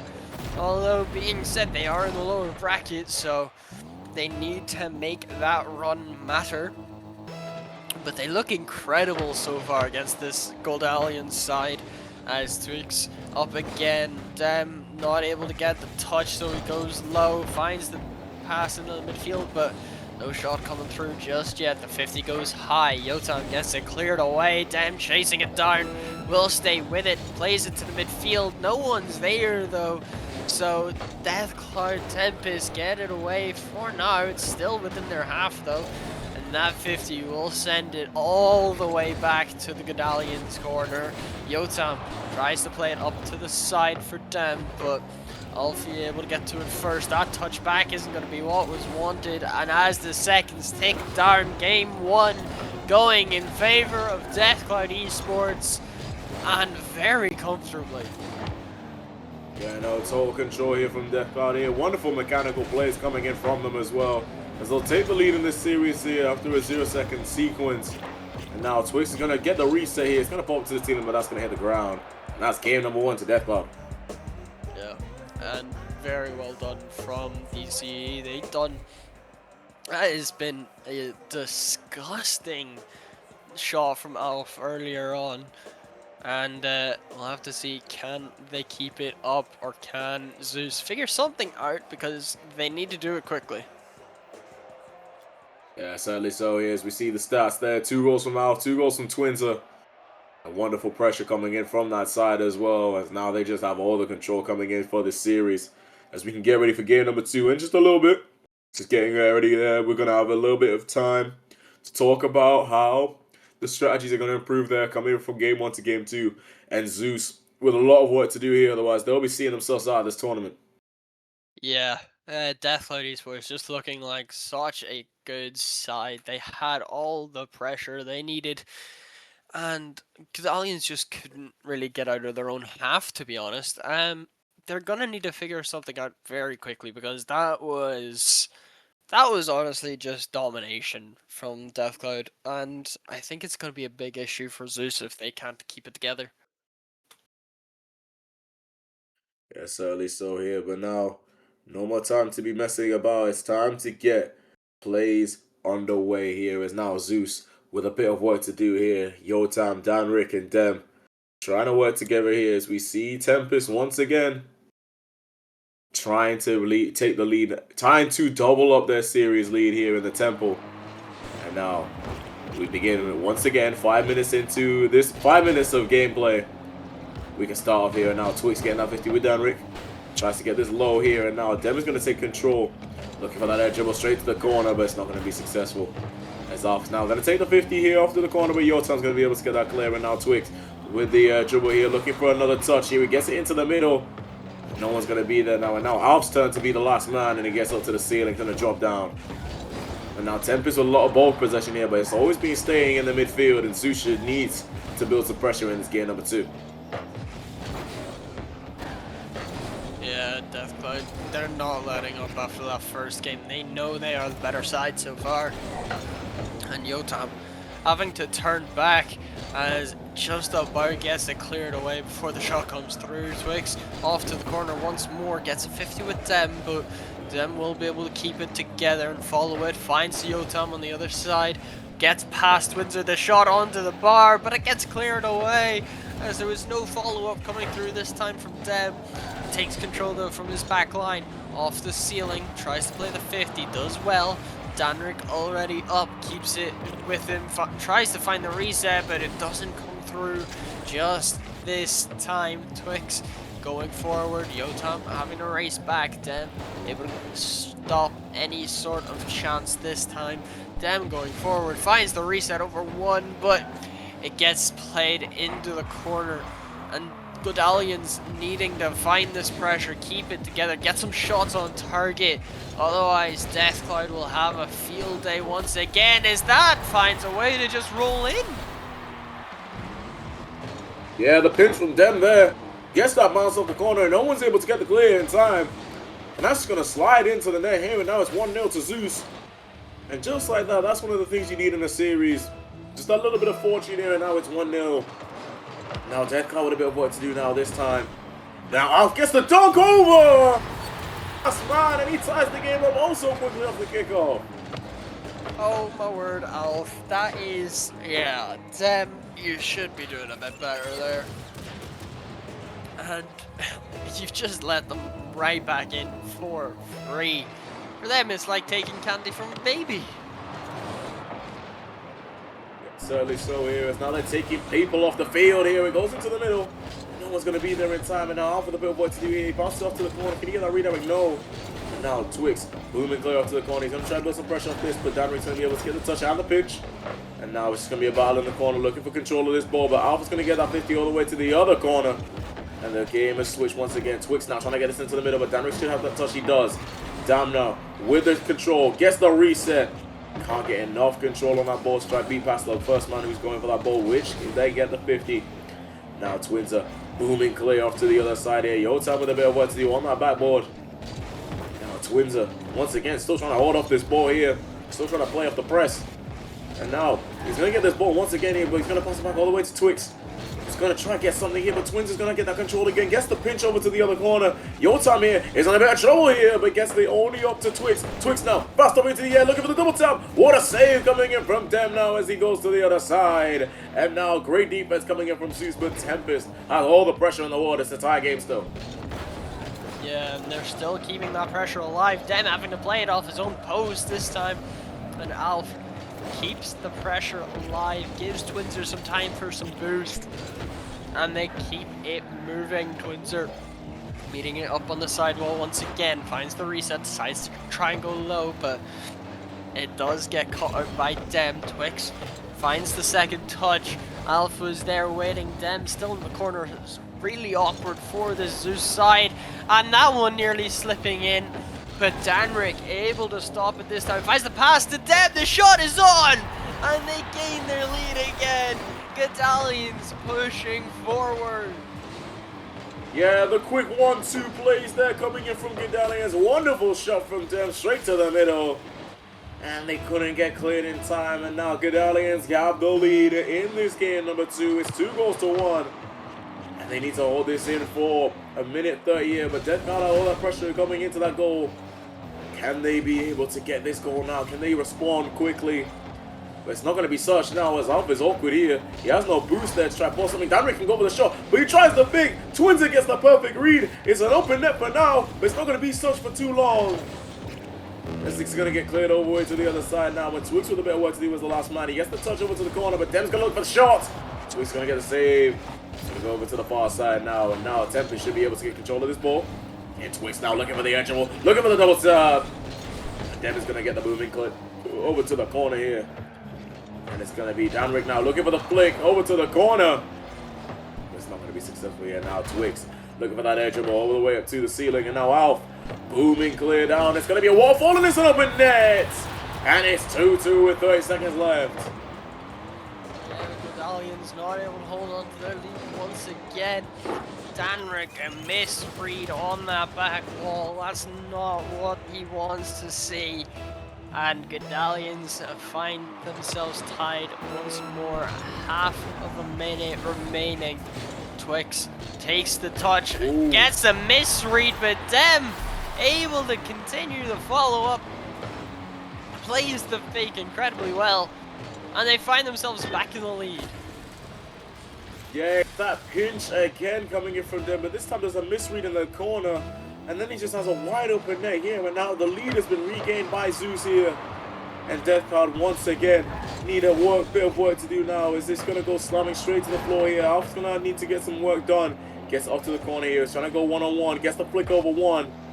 It's going to get control here, coming on from the Zeus side here. Final 10 seconds here. All they need to do is see off this game, and they will do so with a 2-goal lead with 7 seconds left. This game looks all and done now. It seems as though Zeus have found their feet within this series. A 4-1 loss last game doesn't mean anything if they can pull it back and tie the series back up. And it seems as though they've done just that. Them able to turn that one away just to be safe. And that ball just needs to drop now, and it does. Zeus take game 2, tying the series up. And Tempest needing to come back from that one. Those foolish mistakes that are coming in from Tempest that saw Zeus taking that game here, which is great for them as they now tie up this series. Dem is going to take the MVP here for his works here. 4-goal haul on 80% shooting. Wonderful stats there coming from our MVP in this second game. And it was just all full control coming in from Zeus off the counter-attacks as well. And now Tempest with a bit of work to do to try to claw themselves back into the series and try to take that lead again. Yeah, and one thing I've noticed as well about the Zeus side over the last 2 series is normally one player is having that like peak time, having to do most of the work during the game. There's never a time where it's all kind of spread out. Whereas Tempest, from the looks of it so far, have just been a lot more even, a lot more kind of settled between the players. And I don't know if that's going to help out Zeus too much. Yeah, we'll see what happens now as we head to the DFH. It's all tied up now. Winner of this, you think we'll get control of this series? 2-1 is definitely a advantage that you want to have here as you're 1 away from match point. And now we begin once again back into the center circle. 5 minutes here in the clock. Let's begin game number 3. And immediately Deathcloud trying to put that pressure on, even with no boost. Twix finds the touch in the midfield, but Alf not able to beat out Dem this time. Twinzer finds a 50. Dem is already there waiting on the side wall. It's popped up high. Danrik gets it cleared long, but it's just as far as Twix. He tries to get it back into the corner. Not able to get too far away. Dem able to play this one to the Deathcloud corner. Danrik there, but Alf able to make the stop this time. A crucial one at that, as the early lead would not have helped their situation. Yeah, no, certainly so. Yes, now Twix looking to try to build some pressure off to the backboard, but Damrik's going to be able to get the read, gets the 50, and it's going to go to the side wall. Dem now with counter-attack possibilities. He's 1-on-1 with Twix, but there's the bump, and Twix will be able to get the clear in time. And now Alf trying to go for a clear, but not going into the middle. Now Twins is going to be able to get that touch and get the save off. But that's so bad from the touch from Dem. That's a wide open net, and Deathcloud take the lead. And look at that, they do so well. It's a good push down from Alf. And, fake from Alf. And, yeah, it's a good finish coming through from Twinzer. Danrik trying to get that one pushed into the Deathcloud half far, but Twix gonna stop it. Yotam bangs it long. Twinzer on the back wall, a little bit awkward. Not too much boost in the tank. Yotam gets to that ball first. The team bumps coming through, but Twix able to make the save this time where it matters most. Danrik taking control of it. Uses his catch well, but 15 not so great. Dem, great bump coming through from Twinzer, but the follow-up, no follow-up means Godali and Zeus get away this time. Yotam having to clear that one long. Twix in the midfield able to stop it. Tries to get it once more off the ceiling. But Dem not beating out Alfie this time as Danrik gets one more touch midfield, but Twix gets it pushed down long. It's back in the midfield. Can anyone be there for Deathcloud? Alf in the corner tries to get it back into the center, but Danrik gets it out for now. The 50 doing so well. Dem just puts a touch on to the side of the goal, but it's easy work for Tempest as they try to keep their lead. Yes, that is so, but now Danrik, good shot there coming in. Twix has the force to be able to get that save. And now Tempest looking for a counter attack, but Twix isn't going to be able to get the touch. Now Yotam booming clear over to the side here, looking for that corner. going to get slammed straight to the ceiling. Danry doesn't have the read. No one has the touch, actually. And now, it's going to get cleared over to the top here. And now, Yotam is going to be able to try to build some more pressure here, but that's not even open because it's not going anywhere to his teammates. Now, Danry trying to build some pressure here, but he doesn't have boost. And now, Twizzler should be able to get some control of this ball. He has space, he has time. And could even get past the first man there.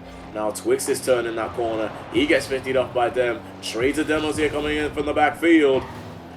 And now it's going to be a short 2-on-2 game here, but now they're both back into this game, refresh and recharge. Now Dem, full control of this ball here. Can he get the reset? He can't, but it's going to drop down to Danrick. Great save coming in from Alf. And now Tempest looking in trouble on pressure, but now they're going to be able to get the counter-attack going and clear this ball away. Yeah, very well played from Deathcloud this time. Twins are able to get past one, but Danrick with the 50 saves Godalians this time. And Yotam off the ceiling, trying to play the 50. Danrick follows it up, but Twinser with a great bump, able to give Twix some time. As DCE looking incredible once again. Twinser getting away from one, gets past them as well, finds Twix in the midfield, but the shot isn't on. Danrick, another great save coming through. And Alfie tries to leave that one off to Twinser. Twix not able to find too great of a 50 as Dem gets that one banged outfield. The big whiff coming through. Danrick off the back wall. Alfie up first. Twix trying to follow it up. Can he get the redirect? No, it's just too high. So Dem can't get it cleared away as Twins are onto it immediately. The pressure still mounting for Deathcloud Esports. Twix a bit awkward in this position. Tries to lay it off to Twinser, but Yotam there first. Alfie up to it. Plays it to the back wall and to the side. Gets it a little bit out of their own half, but gonna need to do a bit better than that as the team bomb comes through. The demo on the back line. Twinser able to make a great save as Dem keeping the pressure alive for Dalians. That 50 falling all the way out to Yotam. Dem already up, fakes the touch.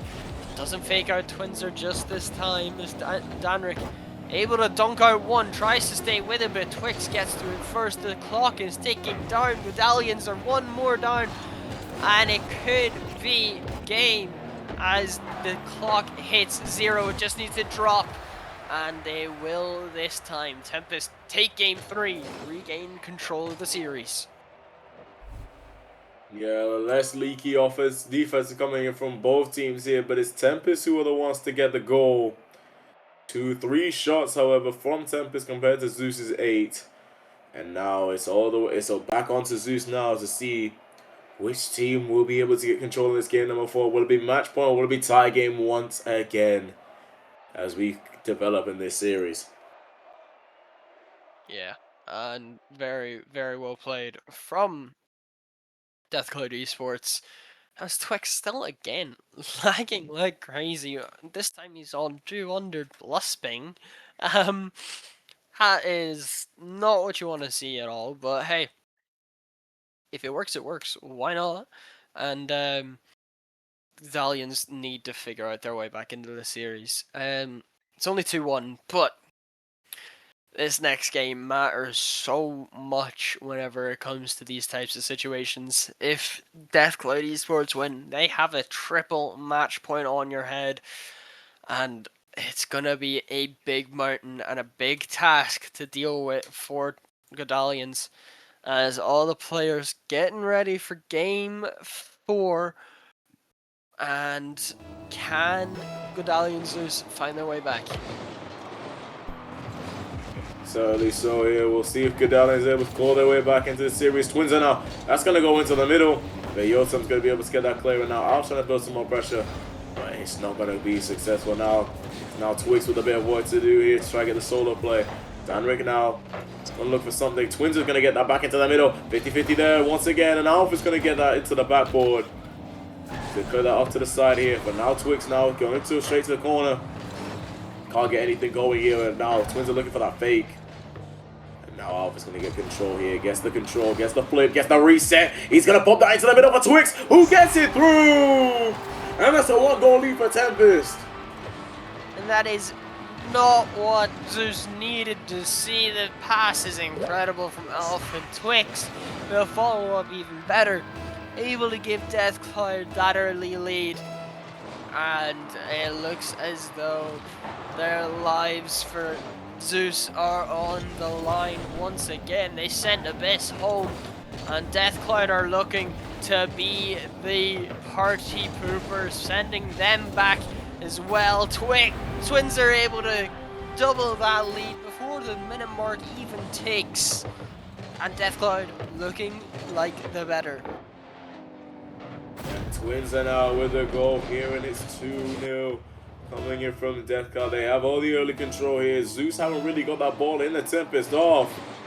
And it's just full field control here coming from Deathcloud. And Zeus with so much work to do for this Godalians roster. Now the musky flick and the dunk! That's 3-0. What a goal from Twinser! Oh my word, Twinser. What a touch!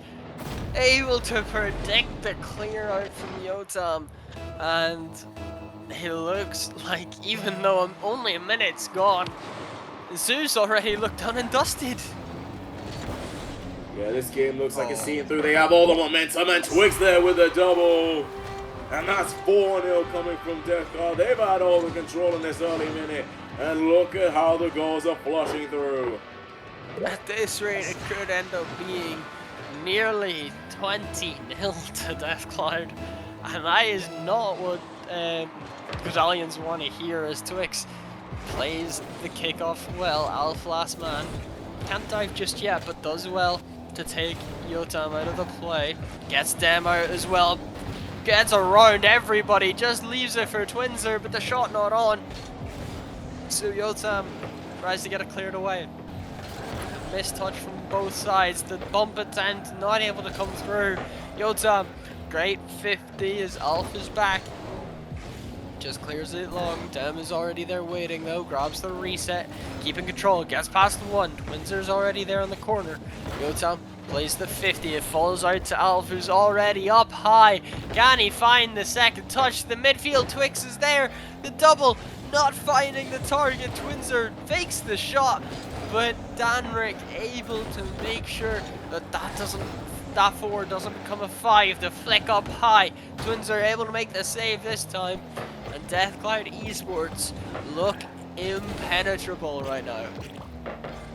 Yeah, they look unstoppable right now here as they've had all this control. Danrik though to the backboard. That's a bad touch coming in from Twix. But it's still cleared once again here, and now Tempest. Twins are now on 0 boost. Alf is going to get some control, looking for that second touch. He gets it to the middle. The Twix isn't going to go for the shot there, but Alf is, and that's going to cast the rotation out. And now it is 5. Oh my word, Deathcloud Esports are running away with this game. Not even half, or just over halfway through, sorry. And it's 5-0. They look as though they're running to match point. Sprinting their way to this match point here, as it's now 5 goals here. It's complete domination in this game. And now Danrik looking for something here. Striker 1 goal back, striking some momentum through. But you think here this game is most definitely done and dusted, and it feels like it's going to be Deathcloud who's going to be a match point rather than Zeus building an answer. And now it's a bunch of work to do with Zeus in this game and in the rest of this series if they want to see themselves going through to the lower bracket on Sunday. Yeah, it seems as though Deathcloud raining on Zeus's mighty parade from that win against Abyss earlier on, and it's just looking uncomfortable for Godalians. You'd have to think, at least if they know they have a timeout, that they should take it after this game, because after a beating like that, you just can't not take a timeout and think to come back. Yeah, certainly so. For sure they're coming in from Twix, but Yotam's going to get the clear. And it's now counter-attack possibilities coming from Zeus. But they're not going to see it through, but that's a demo on the last man. Twins are with the flick. Can they get the bump again? No, they can't, because Danrik's going to be able to get the save in time. And now it's still 5-0. Booming flick coming from Twinser. It's going to go to the left side here. Alf getting the touch over to the corner. Pops into the middle. And no one's going to be there. It's not going to be successful. Now Yotam getting the flick over and going into Twinser on the side. Now once again, straight off the bounce here. Twix now is going to clear it over to the corner. Yotam now is going to try to get some control. It's going to go to Dem. Gonna try to see a chance through, but Twix gonna be able to get some control. And it's just gonna get slammed down here once again. And this game will be twinkling down here for Zeus, and it's just really goals coming in for momentum for the rest of the series. Yeah, and at this point you'd think maybe Godalians can figure something out in this timeout, but I think DCE just have their number no matter what. 15 seconds, counting down, the last 10 on the screen now, as Twins are gonna keep the pressure alive for Deathcloud. They don't want to let them breathe. Twix trying to get back, it's a great save. They don't even let Godalian scores. That one drops down just in front of the goal line, and Deathcloud Esports on match point. Yep. Deathcloud here deservedly taking this match point. 5 goals here in this game.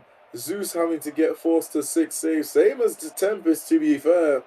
With 8 shots coming in from Zeus very late onto this game, but that game was done and dusted in the earliest minute. Wonderful plays here coming mechanically as well from Tempest. And they have all the control here in this series now. And they're 1 game away from seeing this series off and heading to Sunday. And once more, we see Zeus not take a timeout, at least not yet. And I don't know if they're going to be able to come back from that, because that is a mentality crusher, that 5-0. I don't know if you've ever had that happen to you, but it's just horrible when it comes to it, because it will just destroy what you hope. And of course, server goes down. We love this game, guys. We love this game so much. And gonna have to give us 2 seconds, get that server back up and running, and then we will be in Beckwith Park once again, and Deathcloud Esports hoping to send Godalians home. Certainly so. Beckwith Park calls our name here. We're going to get the players back and running. And it's all Tempest with the momentum in this series. And it's Zeus with so much work to do to now get this game and get this series to a Champions Field to see if we can get a Game 7. But right now, it's seeming that Tempest will move on to Sunday with all the control and all the momentum in the world. Yeah, Godalians need it now or never. Lives on the line. Deathcloud Esports hoping to send them home in very quick fashion as they play the fake kickoff. Twins are already up. Dem having to play it from the back wall, able to get it away from Twins this time. Plays a 50. Alf already onto it. Pitches it up high, gets a good pop. Twix on the touch, finds a 50 out to Twinser. The play back into the midfield. Twix trying to redirect that one in, but not able to get it on target this time as that 50 comes all the way out to Twinser in the midfield line. Couldn't get that too far forward, but keeps the pressure alive. Yotam with the clear as Twix plays it into the Deathcloud corner. Danrik dunking out. Alfie's clear. Tries to get that midfield. The 50 comes out. Twix onto the ball first. Yotam having to play it slow, hoping that the boys in yellow can find their way back. But Twins are not going to let this go easy. The touch from Yotam gets it out. The shot is on. Danrik races back in time and plays in midfield. Danrik there. But Twinser is just being such a nuisance on that back line that you have to think Godalians could crack very soon. Yes, certainly so here, but Dem gets that demolition on Twinser, and now it's a time for Zeus to try to create something. Danry gets a flick over 1, and it's Dem to get past the second. Can there be a goal coming in from this? No! Twinser can get the save in the last second. And it's still 0-0 here. As now Tempest are going to try and get this one out. It's going to get bumped over to Dem here off the ceiling. He's going to be past the first man here, but now Twin's going to be able to get the clear once again. It goes into the ceiling, drop down over to Alf. Gets the redirect. It's open. If someone can see, it's on the chance, but Twix misses the touch that he needs. But that's going to get passed over to the middle for Twinser to get some work done. Tries getting the 50, but that's not successful once again. He has to go back here. Counter-attacking possibilities from Zeus, but that's a great demo. Through the smoke screen, Dem can't do anything with that ball. And now Alf gets the redirecting touch, but Danrik gets the booming clear. Is anyone there for that next touch? Yes, Dem is there, but now once again it's a booming clear. End-to-end action here as it's still 0-0 in game number 5. Yeah, just over half the game remaining. Twins are keeping the pressure for DC alive. Dem trying to get it cleared out. Alfie's onto it immediately, able to play the 50 well. But Yotam in the midfield, taking it high, plays the 50. Alf already up. Danrik not able to do too much himself. Twinser gets bumped off the play as Yotam brings it forward in the sky, tries to get around two, but not able to. Twinser pass up to Alf up to Twix. In that corner, Danrik plays the 50 well, and Twinser just keeping this in the Gedalian half. They don't want to let them leave. Twix already there for the shot, but that's a great save from Danrik. The bump attempts in the back line, making things awkward for Zeus. The 50 goes high. Alfie already up. The bump again on the back line. The shot onto the post. And Tempest don't find a way out of that with a goal. Zeus staying alive this time as Alf keeping it alive. Twix trying to do well. Twinser's there too. Plays it off the side wall. The shot is on. It's a great save from Danrik. And we stay locked for now. Yeah, still 0-0 here. Time's tickling down here as Twinser gets the control now of the back lines. But good high press coming in from Zeus. But now they need to hold this off here. As they do here, is Yotam going to be able to get the pinch now? Gets past one. And now Twinser needs to get the catch here, which he does. Over to the corner now. And it's still Zeus here off the high press. Damn, now is going to be able to get that touch here. And now pressure's building for Gedalians. But it looks like it's going to slip here. That's not the best of touches. But there's going to be the 50-50 in the midfield. Once again, another 50 in the midfield. And again with Yotam here. He's holding strong. But this ball is sliding up into the air. Now Danrik should be able to get the touch, but he gets dumped over by Alf. Yotam needs to get a touch. He does. Just in time here is now Dem looking for something. Gets it over to the side. Alf should get some control here. Bounces it past one. And now Twix looking for something here. But it's still 0-0 as Yotam's able to keep his line strong. And now he's looking for the flick. It's the crossbar. Who's there for the follow-up? Alf is there first with a squishy save. And it's going to get cleared. 30 seconds left and it's 0-0 still. But just as you say that, the fake comes through. The shot on Alf. Able to play it to the side. Dem keeping it alive for Death Cloud as Danrik dives forward, gets the touch off the ground. Yotam plays to the side. The last 10 seconds counting down. If there's a goal now, this could hurt Death Cloud's mental for Zeus.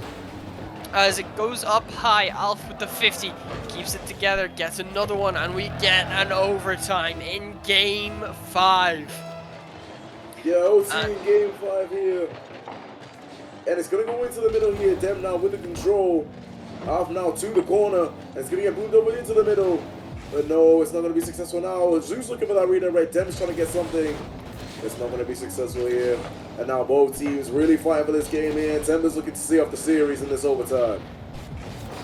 Yeah, and if they can find the net just once, it could be lights out for Zeus. The dunk coming through there. Twinser, that's not the touch you would have wanted. Yotam not able to beat out Twix this time as he gets over Dem as well. Twinser onto it again. Off the corner, Danrik able to find one touch. Alf onto the back wall. Yotam a bit heavier than he might have wanted, but no dive means he gets the time to deal with it. As Dem gets that redirect. Alf plays the 50. It's out to Dem. The shot! And we find ourselves on our way to Neo Tokyo once again. Yeah, it's a rocky over shot there, and it forces game 6. Wonderful straight to the top left, no chance of a save. And that's Gedalians with this game, and they get one back.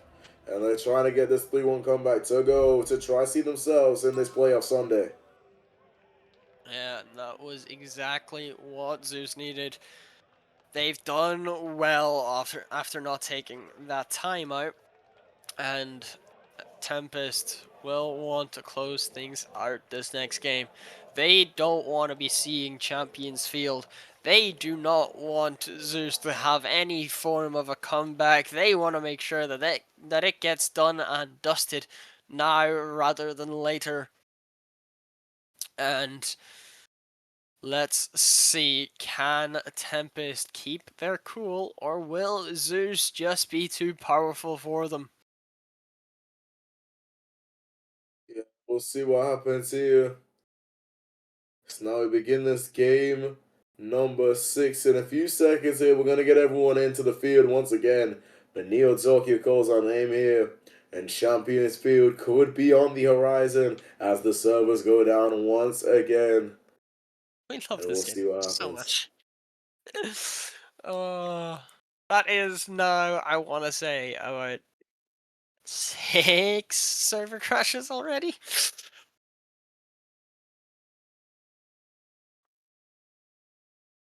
We have another series to go, and we've already had about 6 server crashes. Are we so serious right now? We just love Rocket League. It's a beautiful game. We love this game so much. But hey, let's hope this time it works out well, because otherwise we are going to lose our minds. Rocket League, what's going on?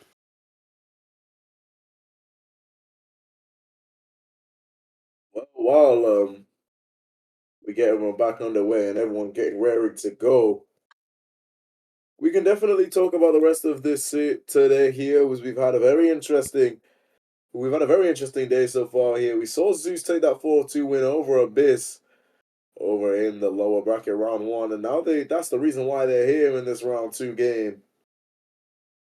And we just see both teams now really deserving to get to this spot. But now it's Tempest with work to do here to try and get themselves back in the series once again. Oh my word. Yeah, this game is fully casting Bishek, our producer, today. Am I the only one not allowed in this game? We're back. Okay, we're good. Okay. Phew. Thankfully, we're good now.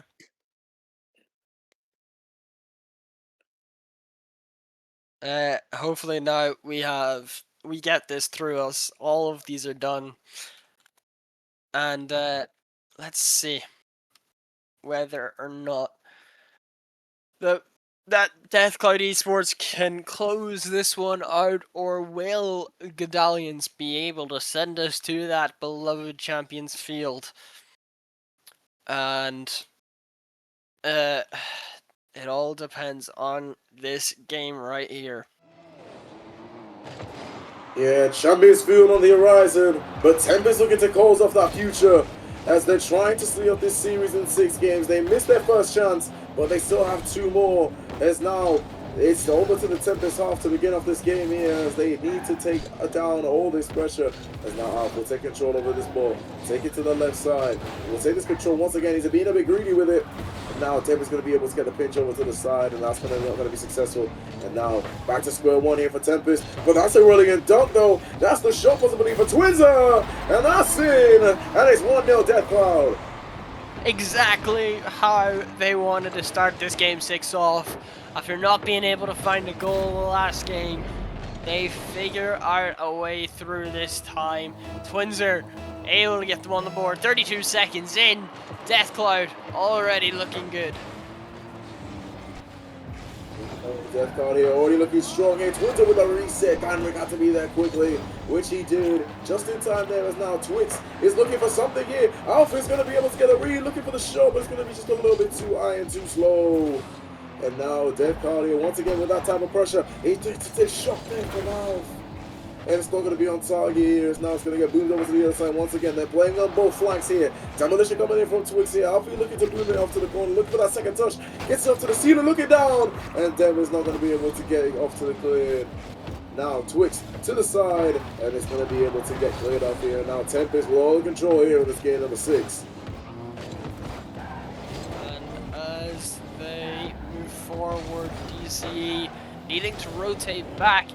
Get that cleared away. Yotam finding one touch. The demo in the back line is going to make things awkward for Zeus, as it does eventually get cleared. Alf taking it to the corner. Dem was there though. Yotam trying to find the shot. Danrik already up.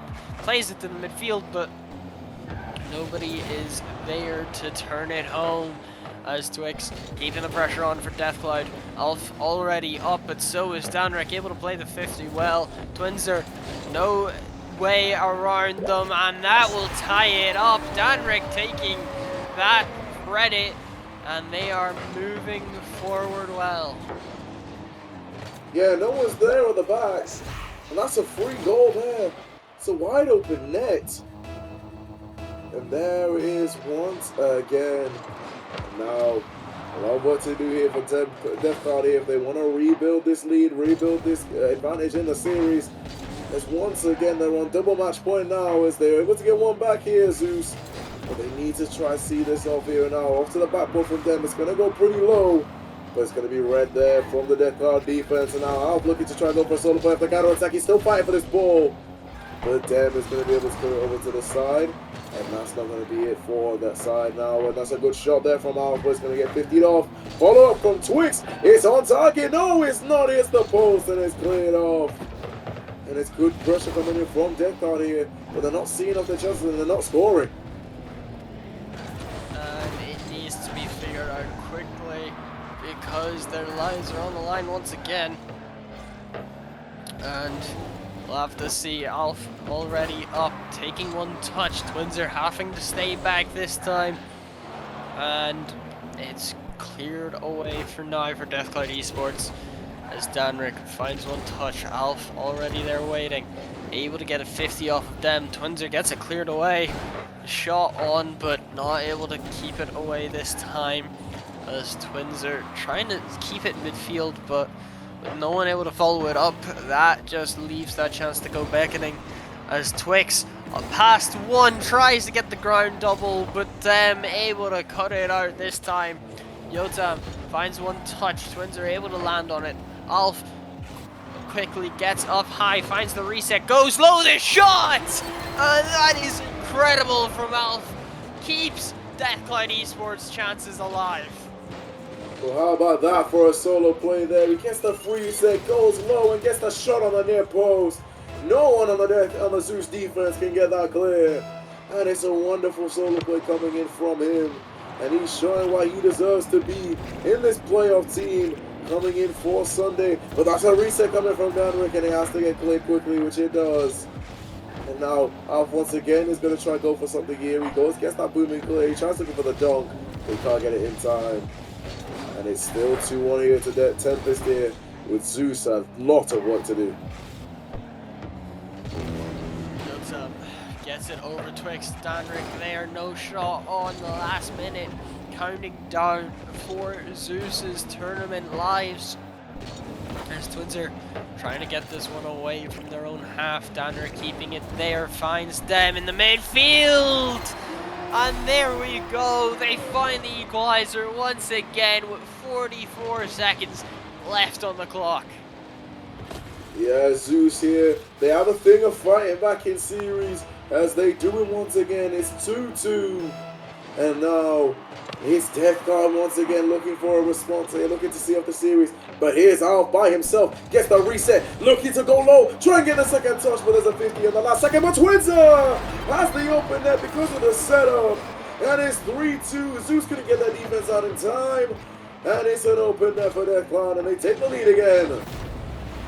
And that is going to destroy the hopes for Godalians. 34 seconds remain after that mix-up in team communication. Twinser gets that one cleared away. It could be dangerous. Danrik able to get the stop this time, but it's shot on. It goes just a bit far wide.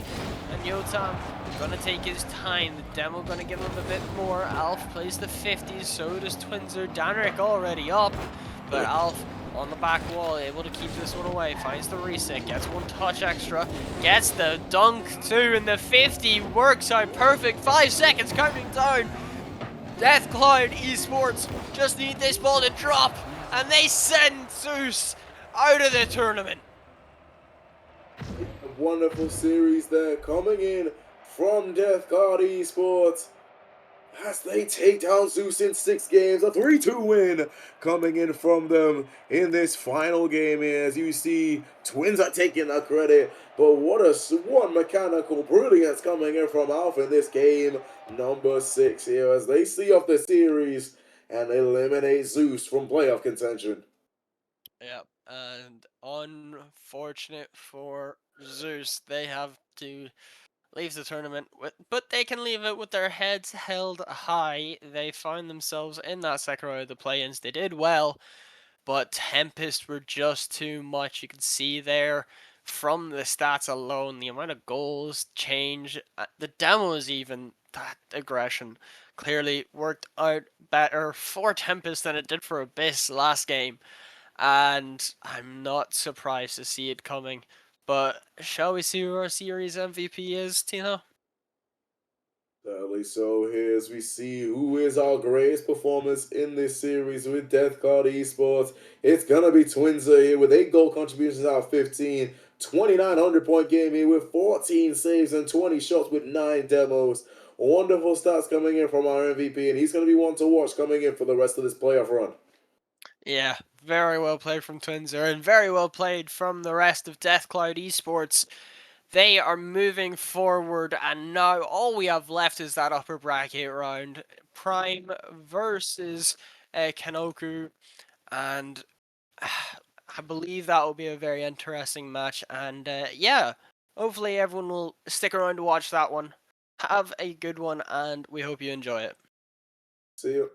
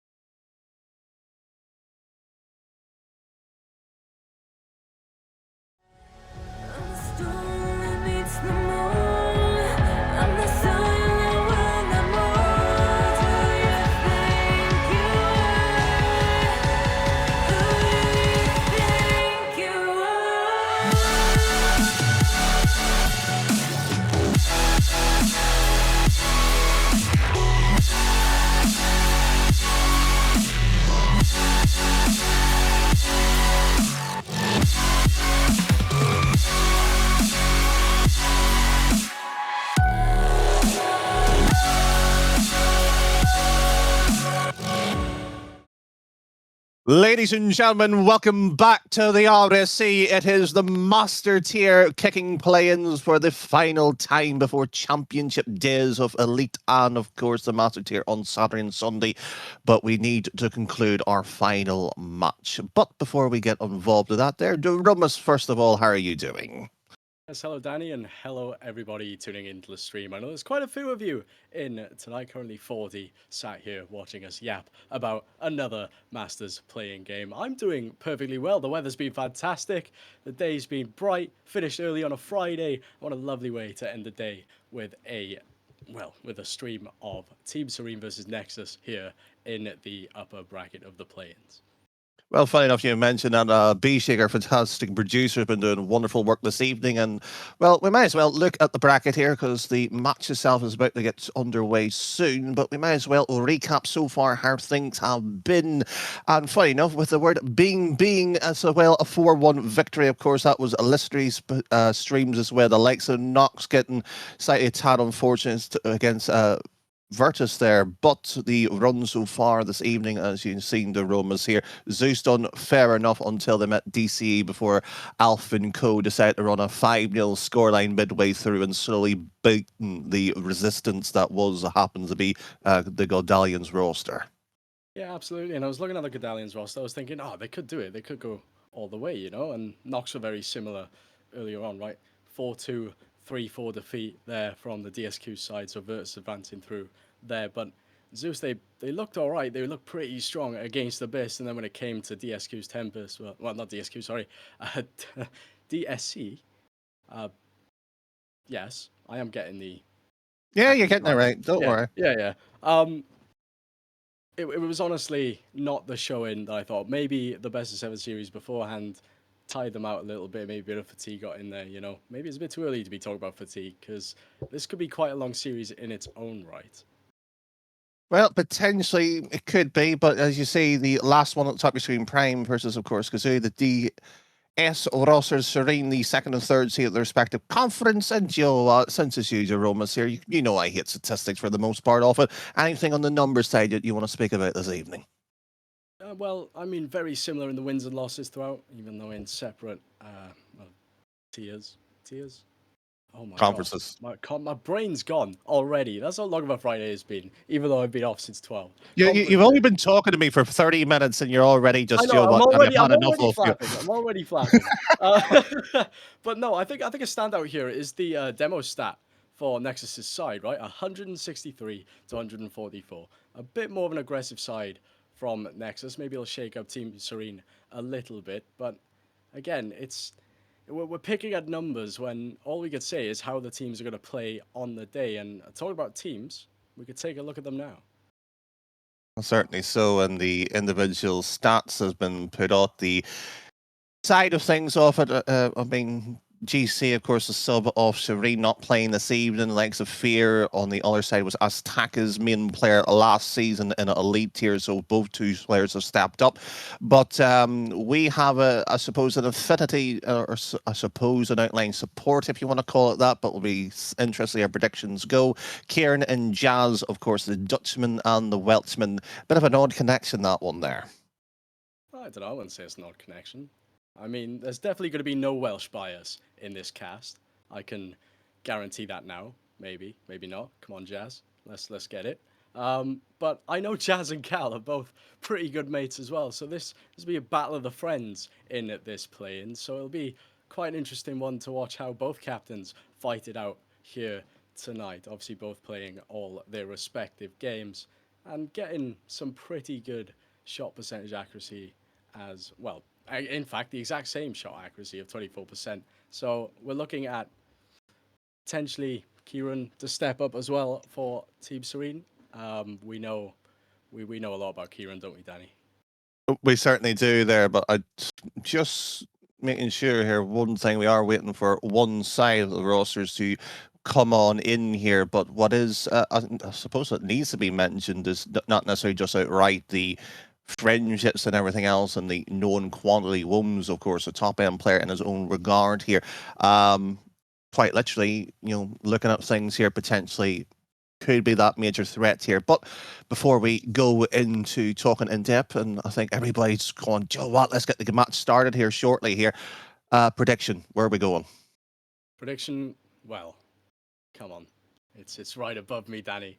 It's right there, the Welsh flag roaring on, and I'm going to have to go for Jazz's side here. 4-2 being the prediction, sticking to that theme that we've seen on this stream today. And honestly, it's based on just personal preference. It'll go down to Danny. I can see you shaking your head in a bit of disgust there. Well, I wouldn't say it's discussed off it. I'm going for a 4-0 against Team Serene. That should be no surprise to anybody. I'm be looking forward to my next meeting with the Serene management. That may be Meaty Pig Vice and, of course, Kieran himself. The words why they always scream, but why indeed. The upper final will be getting underway here shortly to work out who's going to make to the Championship Sunday in the upper stages or down in the lower. Serene playing in their usual purple and the prime green. It's an interesting shade off it. Dexterity played in it, and they seem to have worked out well so far with it. Yeah, very much a lime green, isn't it? But there was a first early onslaught from Team Serene here. Nothing to come of it, though, in the first 25 seconds. Sent backpedaling towards their own half, and Jazz will get this one downfield. But Cal, having a touch, not enough boost to work with, does get a bump on Kieran, and Llama will be there to pick up the pieces here early on. Bit of early pressure for both sides, but now it's back to the midfield.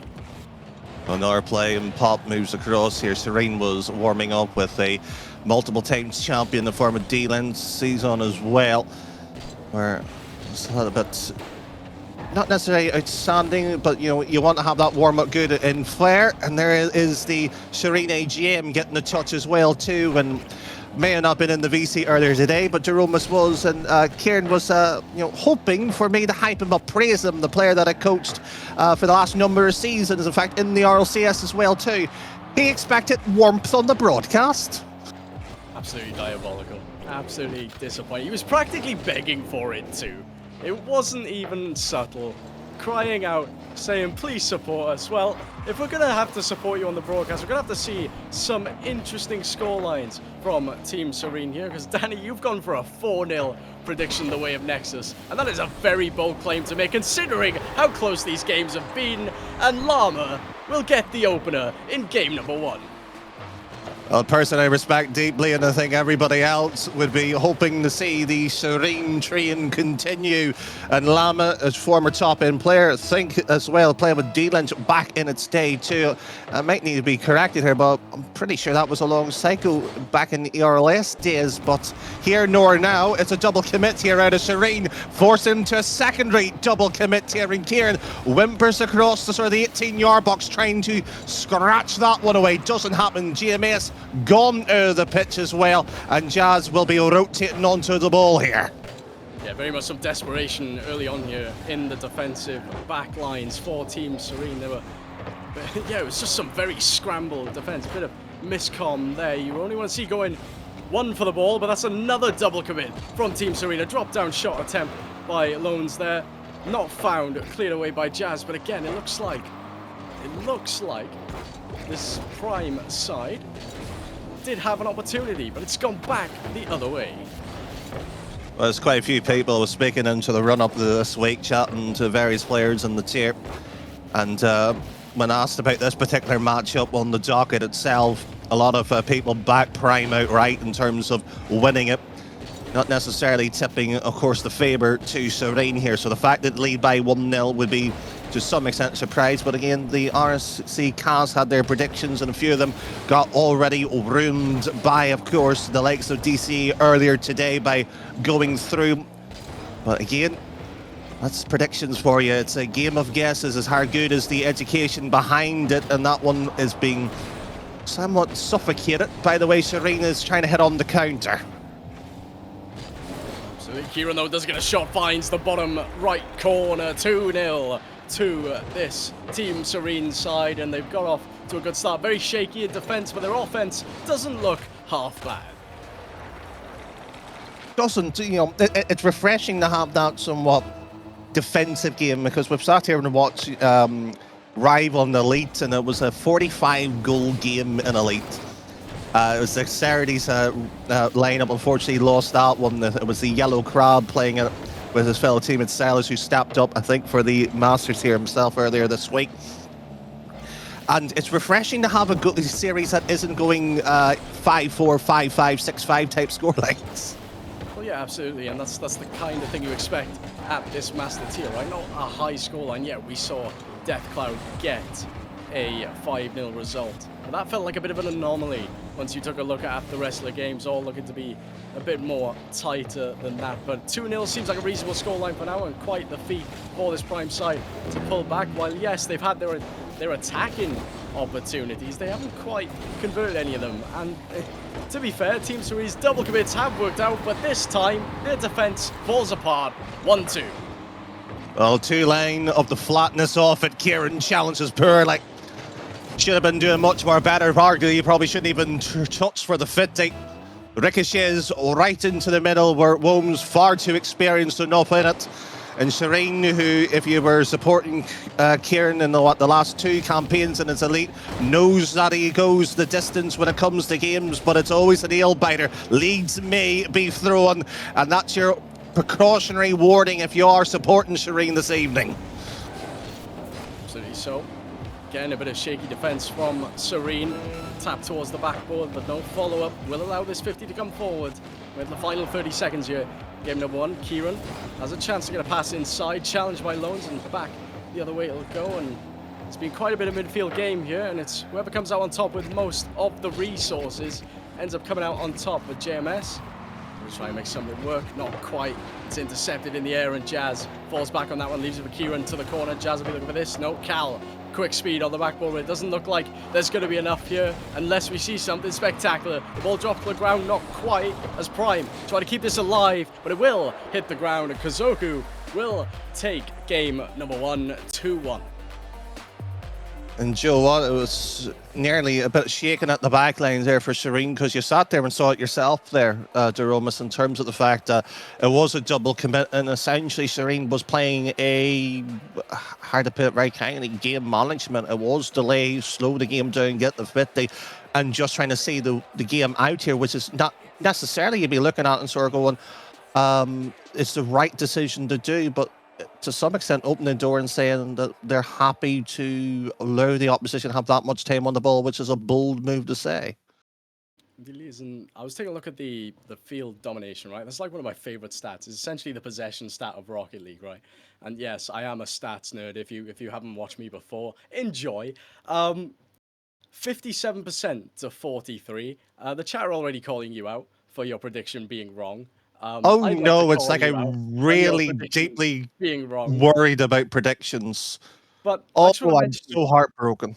I just want to mention here, very much counter-attacking Rocket League is what Kazoku are playing here. Very much on the back foot for quite a bit of game 1. And it's working out so far, but there's only so much counter-attacking you could do before the opposition realizes, well, we just apply more pressure, sit one deep back in the defensive half, and just let 2 go absolutely rambunctious on this play and break through the defense that is cracking in Team Serene. Well, Prime may be a tad bit cantankerous the way that was going. No touches, and it's not a quick release off the kickoff. They got it favourable to them. Nor play into the middle, and Jazz up Kieran likewise too. It will be a loose, heavy touch, still has control of it, mind you, and Lama back into the middle. And both sides here will be looking for a similar start to game 1. Poise, a bit of control, and that vicious sort of attacking to get that goal and then dictate the tempo for the rest of the game here. Demo already coming out from Prime as well. I mentioned that earlier on in the pre-build-up to this. Their demo stats were significantly higher, about 20 demos higher in the league. And there's another one. It's opened the defense right up, and they've capitalized on that immediately. Well, you just have to look at the pass and play. The 50 doesn't work out. And, I mean, you're correct to sit there and look at the sort of the demo side of it. I would make an asterisk to it when you're only talking about 20, give or take. You have to be, 2 demos per game by every player here to be in that threatening level. It's that moment when the strike off it is going to be the key element of it. The order of play needs to be precise. It was this time. Will it be, of course, across the best of 7? Time will tell. Jazz control off the backboard. Carry this downfield, does so to Llama towards that backboard. Cal managing to get that one clear. Kieran with a pass inside off the sidewall. Finds nobody there, so retreat back, lack of boost, trying to cause some disruption on the offense, but you're playing behind now. You're going to have to push forward, so counter-attacking Rocket League is going to go out the window. You're going to have to start throwing bodies forward. Granted, there's 3 minutes 20. You can still work with what you've got, and you won game 1, but it's moments like this that start to change the dynamic of the play here, Dan. Well, it's how much time do you give it before the proverbial kitchen sink already gets thrown, because you're going to be depleted as the boost, as you rightly pointed out, about the resources that the game want.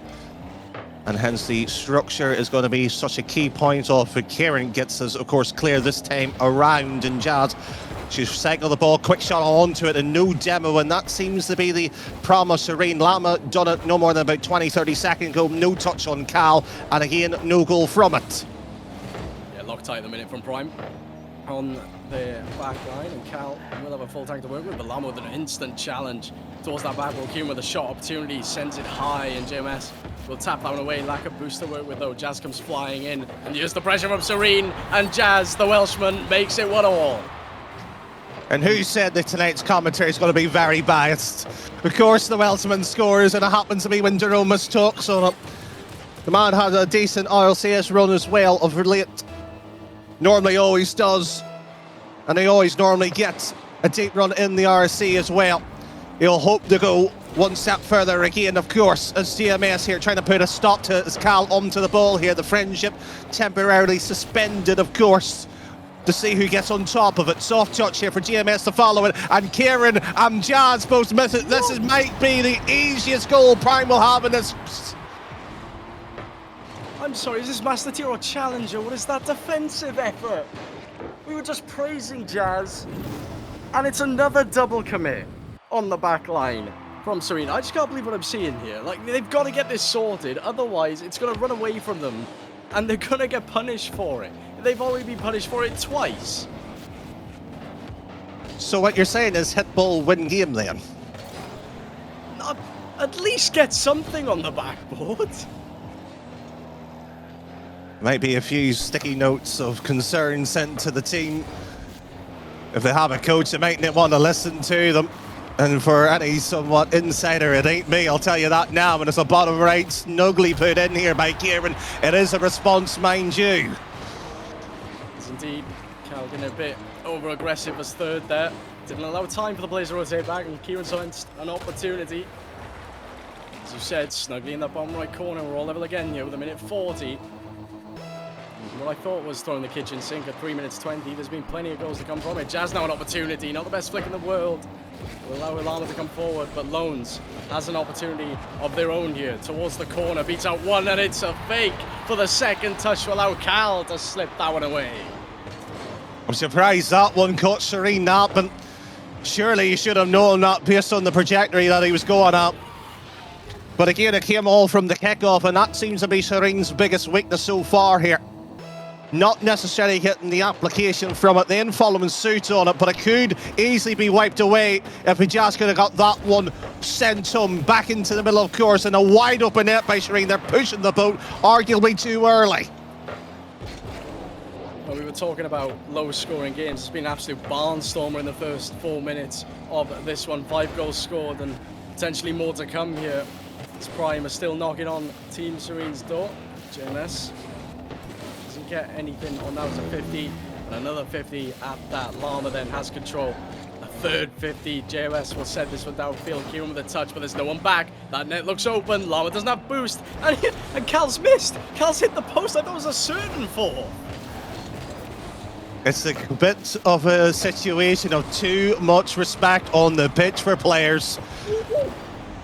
And that's both sides now, one each on opportunities missed and squandered. Serene still down in the most important scoreline, 3-2, with that lock Sitley warning at 30 seconds here. Jazz up his goal line, gets the Humder boost, bumps one out of the way. Cal is waiting past Wilms. It's an awkward one, should be sent in middle. Soft touching down, taken away, of course, and it will be Kieran in a 1v1 to defend here.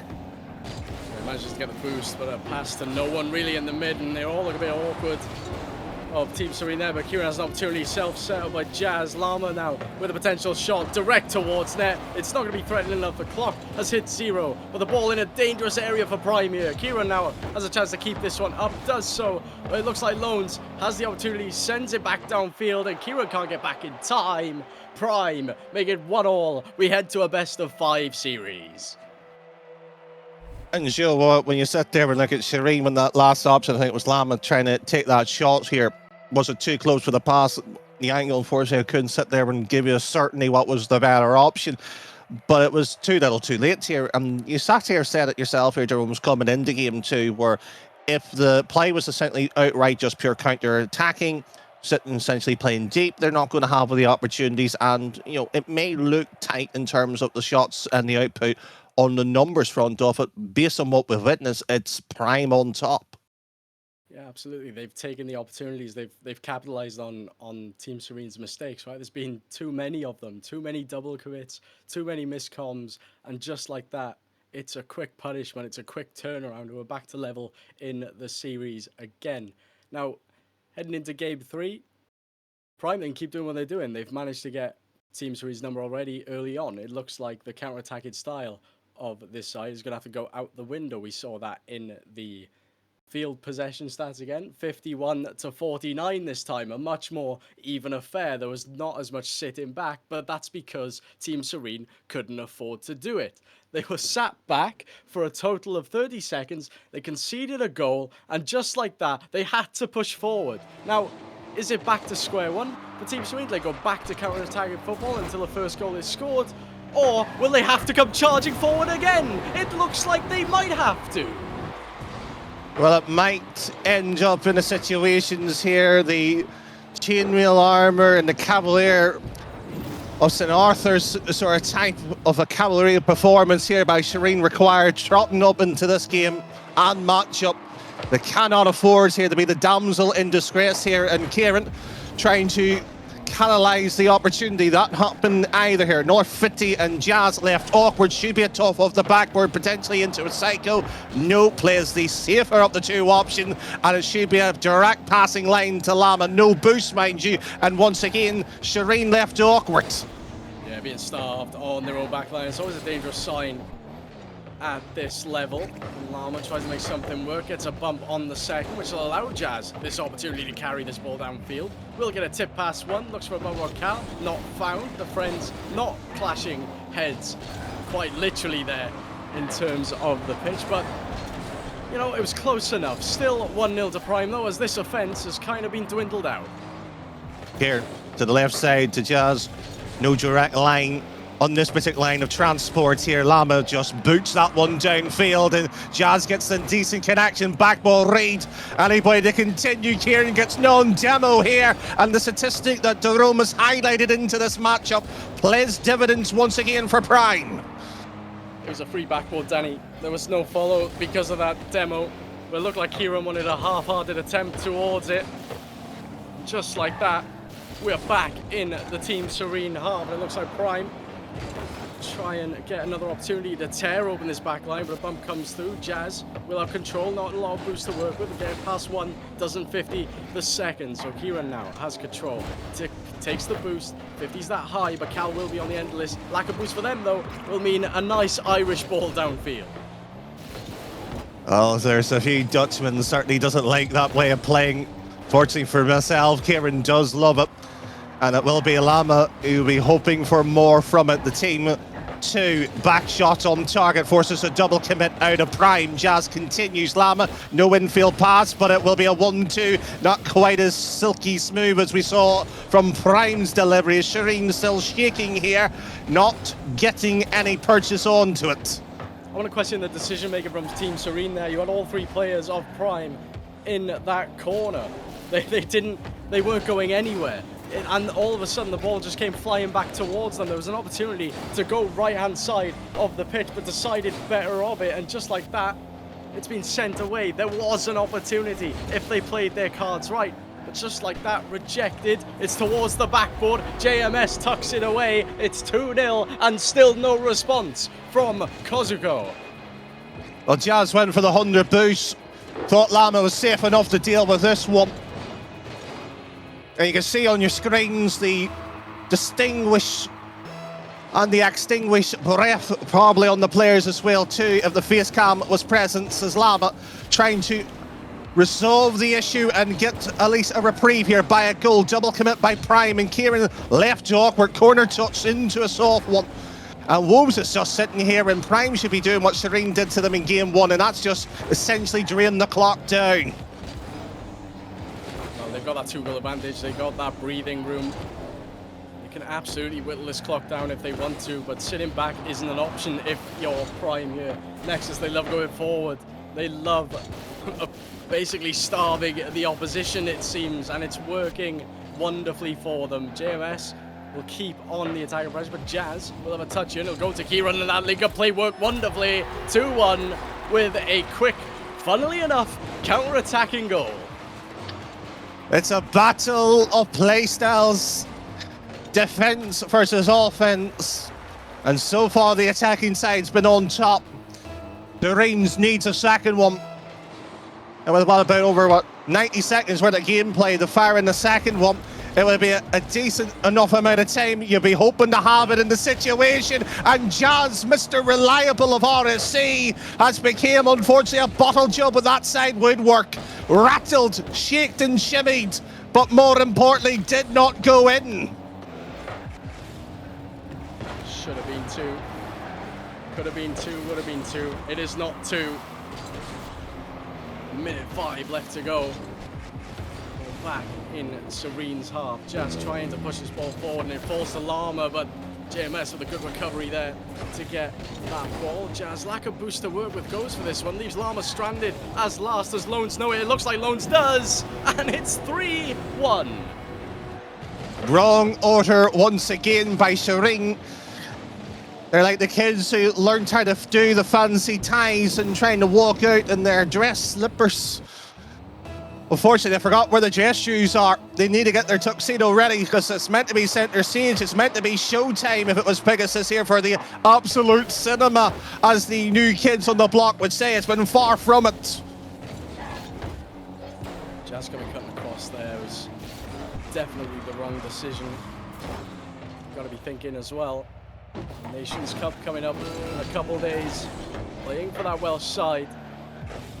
Looking to perform a little bit better on this pitch, just to try and get some momentum for the side of Serene here. And a demo does come the way of Serene. Will open up the space, but Loans does well to slow the play the Virgil van Dijk ball, as I know a fellow commentator of mine would love to call it.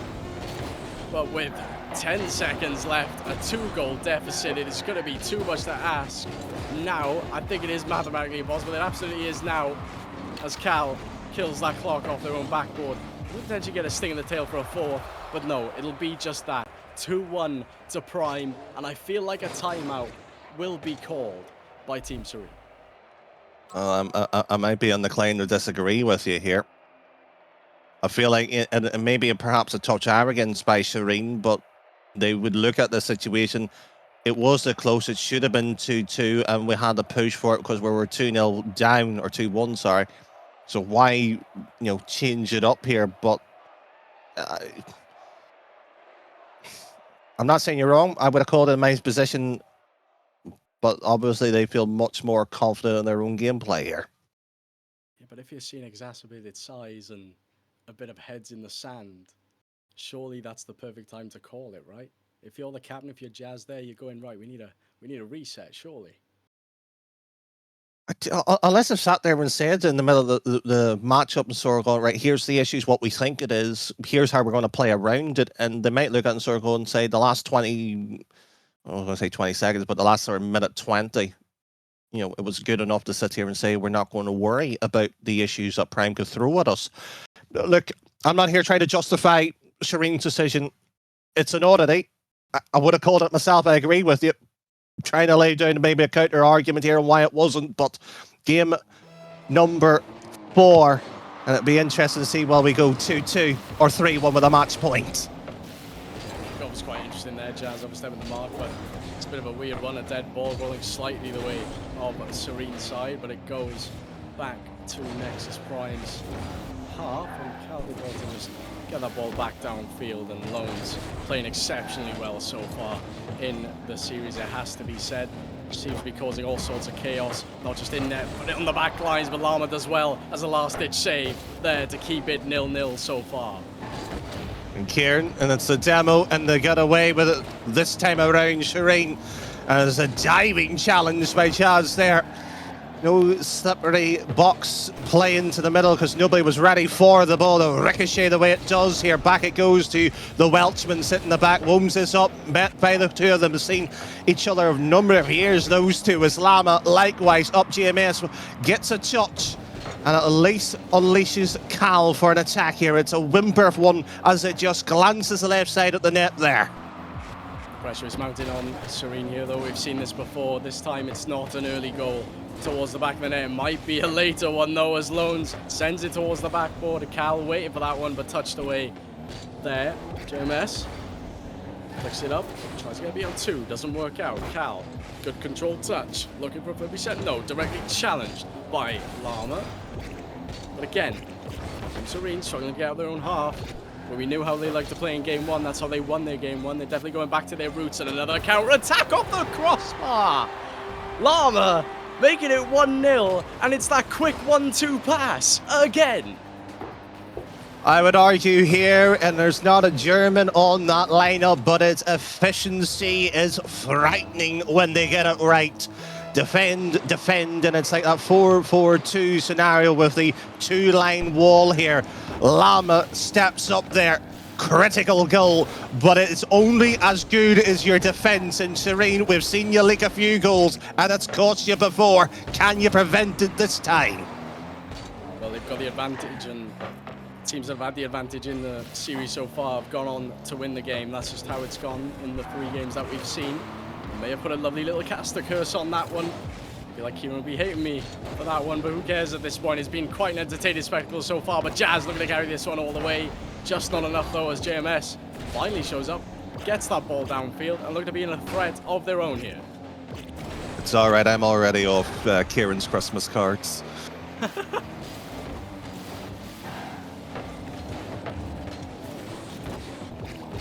Anyway, halfway point reached. Jazz has the ball, puts it up high, gets bumped for good measure, and Lows with a good challenge in the air. Will it be a follow by Cal? Nope, things better off it as JMS does take a boost steal at the back, and his resources will start to dwindle. Llama will have to play this carefully, does so well, and will clear this one only to the halfway line, so that attack will come forward. Once more, it's just Jazz at the back, and it's a bump, and it's a goal. And he's trying to get on much of the play here. I think Jazz presumed it was somewhat heading in. But that bump, as you said, is detrimental. And at least in terms of it, if it is like game 1, Serene should be feeling confident enough here. Arguably in the last game, as we sat there and said they should have had the opportunity tucked away by Jazz on the near side of the right-hand woodwork denial. But another attempt here goes through, and Begening here, and GMS just launches that one. Essentially ricochets into the box, and they've saved their own play next. Shireen should have been down by 2. Close call again. The speed picked up for a second there, right off the kickoff. Both teams just absolutely hammering that ball. Kieran finding the target. Loans lack a boost though. We'll have to make something happen with 7 in the tank. We'll play it low. Jazz reads it well, but JMS with a brilliant follow, and towards that backboard it'll go. A long booming clear will allow Cal to get onto this one. And Loans almost get a shot off just wide Lamarck. But again, they're constantly knocking on the door at Prime. Well, is somebody going to answer? The delivery is begging, but it needs to be signed for. Anybody home? Cal. Fortunately, with a touch like that one, I think the parents decided they close the blinds and just call it a night here. It's bedtime. Final 60 here. Game 4. It's a must-win, it feels like, for Serene at this stage. because you feel Nexus do take this one.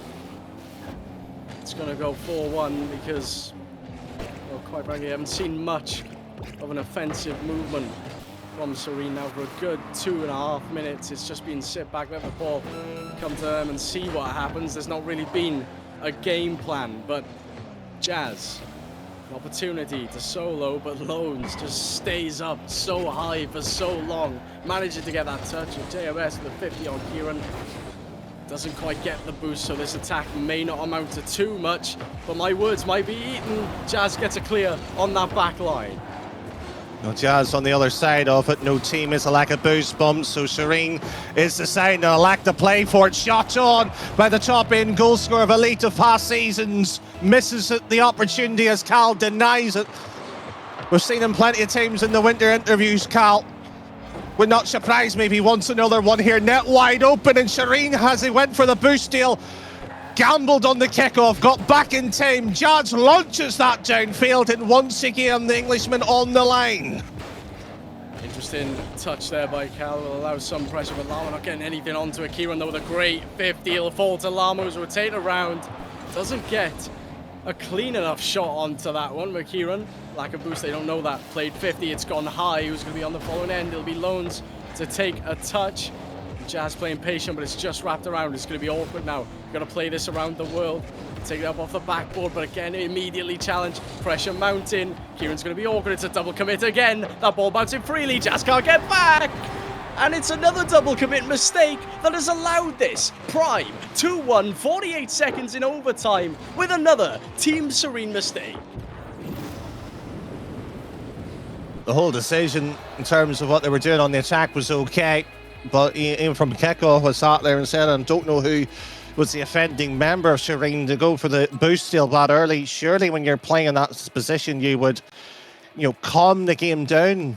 They didn't, and the fact that it's a 3-1 series scoreline, I did say it, but it should be Prime on top here the way they have been playing. What has been interesting, and I said there, and you asked me this question, the fact that the timeout hasn't been called yet here by Serene. They should arguably be calling it now, and yet it looks like let's just get on with it, seems to be the attitude here. It does. Kieran hasn't readied up. Usually by now all players would have readied up, and that kind of gives you a sign, but there hasn't been anything through. There hasn't been anything through to mention the fact of a timeout, so it looks like it is just get your heads down and crack on with it, lads, is the call here. We have 10 seconds to find that out, but it's still a weird decision. Yes, it's been close. Yes, you went down 3-1. And then you go to overtime and lose 2-1, but we head to Beckwith Park, and there is no timeout called. We just go straight into it, and Serene still with a bit of fight left in them, surely. Or will this game just completely run away from them? Find out in the next 5 minutes. Is it arrogance or just a touch of madness within the genius complex? Lama with a 50 off the wall that goes to Jazz straight down. Do they play better when they're angry? The Teals is up, an inward passing play here, and Kieran's up. Should be slotting this here. Backboard for a follow-up, surely. Does not happen. It's the first time we've seen Serene really play with some kind of attacking grip on the game there. Yeah, one too many times towards the backboard though, but that bounce is going to favour Lama here with a shot towards the back of the net, and it's a double commit attack this time, but Kieran does get there. 1-0 for Team Serene, and this has been the first sign of aggression we've seen in the entire series from Team Serene. And if you know Kearney likes playing with music and rank and singing, I'm pretty sure when the both of them committed here was, come fly with me, come fly with me. I'll get that on your bingo card if you haven't already. Danny Boy singing in the cast. But 1-0, finally, but you've got to keep on top of that now. You can't just stop and sit back. You've got to keep pushing forward, but the ball now in the purple half, and Jazz has a touch, a second touch, and a third for good measure, but JMS there to intercept that one. It looks like the game has slowed down a bit, which will go in Nexus's favour.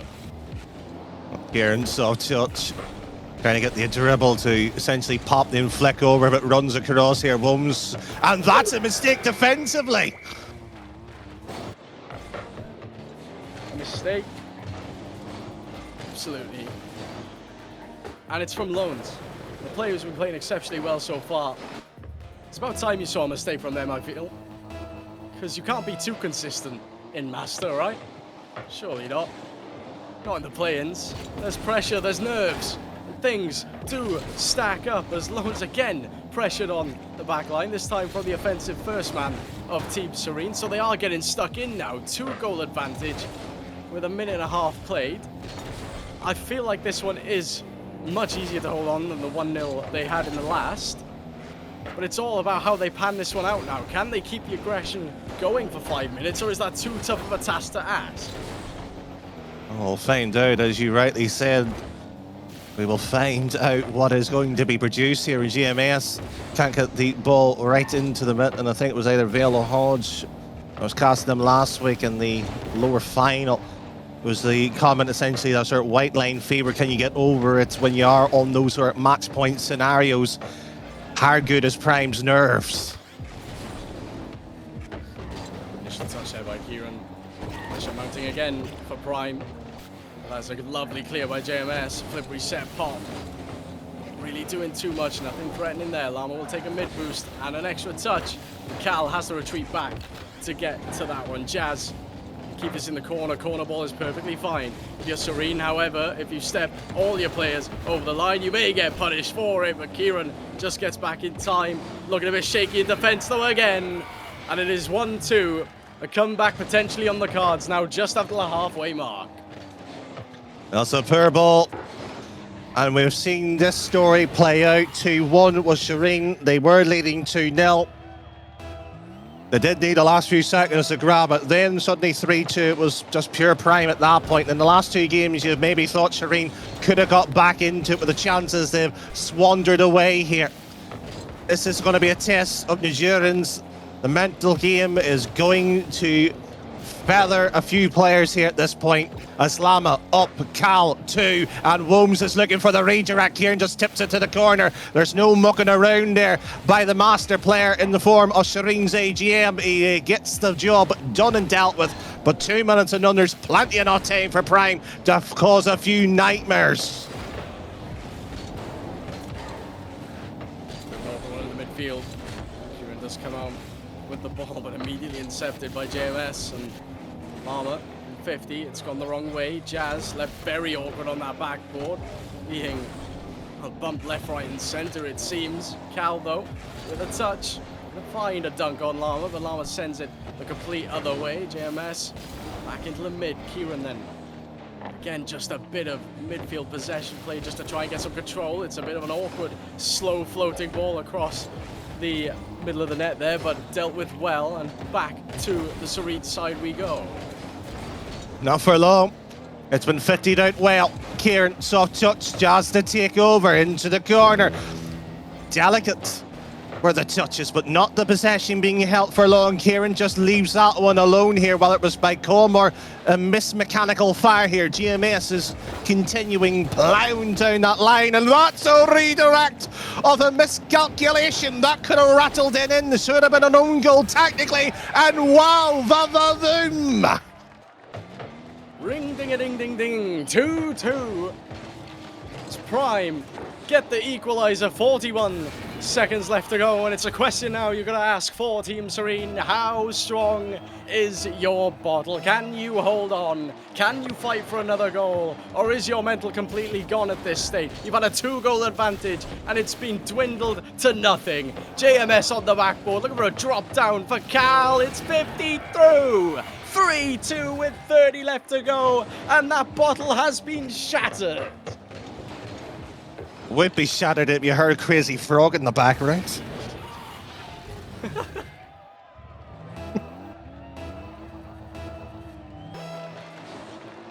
That would be some nightmare fuel, I'll tell you that. There, just constantly hearing that one as you're 15 off the goal line and 20 odd seconds for heroics. They need somebody to step up here. 50's not going to be enough of the goal line. Continuous play. And GMS tips it down here. The last few seconds of Serene's upper survival could be gone here if they cannot get this ball into the box and into the back of the net too. It's a challenge by Kieran. I think 2 players of Prime went up. There's an opportunity here to get this ball downfield, but it's not enough. Loans has it. Jazz with a nothing touch, and Prime take the series 4-1 in what was essentially, I wouldn't really call it a dominant fashion. They just played their game. That's all it was, Danny. They read Team Serene in game 1 and never looked back. The fact of it is, you can sit there and perform as much as you can structure-wise. It's the attacking game that will make or break you. And, how can I say, it was an impressive performance of just being solid. And that's how good Nexus was here, and arguably potentially going into now the Championship Sunday as now the favourites. I mean, yeah, very, very strong for Prime. And you saw their run of form. You commented on it. You said, oh, it'll be a 4-0 or a 4-3 in the green room. You weren't really too sure what to put it up with. It ends up being a 4-1, so I feel like you're much closer than my whimsical 4-2 for Team Serene. But just look at the stats here. 12 goals to 8, 42 shots to 30. That is a big gap in a 5-game series, right? That is huge. It is, and hence we comment especially as well, the 11 to 15 in favour of Serene on just say the demo count as well too. It was what the game 2 and 3 here was decided on the third man demo on Serene. And hence that's what allowed the goals to go 2-1, 2-1 or 2-1, both 2-1 respectively. They end up in the situations they were. So, I mean, they were outplayed positionally, they were outshot, as you were saying there, and everything else here along the lines here was not good enough in terms of the clinicality. Funnily enough, I mentioned demos being a key stat for Nexus. I mentioned it being a key stat. They had 4 less demos. They played the least aggressive, but I guess they didn't really need to. They didn't need to. They played off the heavy defense of Serene. They kept the pressure mounting. It was a very well executed series, and they can absolutely pat themselves on the back for this one. And MVP, personally, I'd give it to Loans, right, for this series. I think Loans played exceptionally well. Just managed to be all over the pitch, decided critically in key moments. And it was just a wonderful, wonderful game to watch. It's been a brilliant game to cast. Well, it certainly has been something here, and unfortunately, the eye and the statistical side of the game disagrees. Cal happens to be the MVP there, and that is, I wouldn't sit there and take it away from him. He played reasonably to the point here where he was just a consistent pain to Serene. And you know what? You have to enjoy matches when you're at that point, when you are sitting there just decently giving the sort of the needle to your opposition to the point here where they are fumbling. You've done your job. Absolutely. I mean, to be fair, look at the stats there. 36% shot conversion rate. That's 12% higher than they've had throughout the average of the season, right? And 10 saves, 2 assists, both clinical front and back of the pitch. So congratulations, Cal, for the MVP in the game. But as we said, Team Serene going to have to go back to the drawing board. 4-1. Nexus will be very, very happy with that result heading into playoffs on Sunday. Well, I don't know for absolute certainty, but if we can, we'll hopefully have the playoff brackets to let everybody know. And just as I said, B-Shake is, just one of the best producers within the scene here, and there it is already on your screen update as well. So Shinju and Temp is the former Team Serene's actually RLCS team is having a rematch with Alf versus Kieran there down at the board. Virtus and Galaxy, they didn't have their main player Slayer, so that's going to be an interesting lower bracket run for whoever is going to come through that side of things so far. Yes, indeed, and honestly, just taking a look at it, Tempest were playing very well. It's going to be a tough task for Serene, that game. It's going to be a very tough task for Serene. Virtus Galaxy is going to be an entertaining one as well. I genuinely see that one going to 5. I believe it'll be quite a close match, but Prime, they might fancy their chances here and go all the way. Yes, it's a bold claim, and you can hold me against it. I haven't put my predictions down for the Master Playoffs, but this will be my prediction. I feel like Prime will go all the way. Whether they win the final is another thing, but I feel like two. I feel like second place, may sting them, but that's a pretty good place to be considering you've just had to play a Plains match.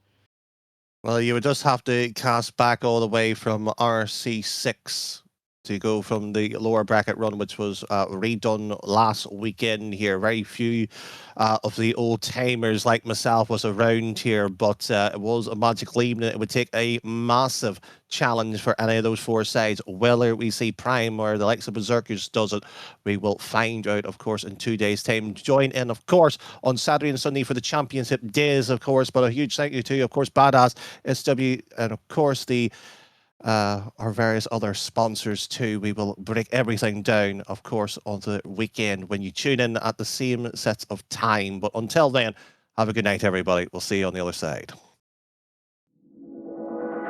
Yeah.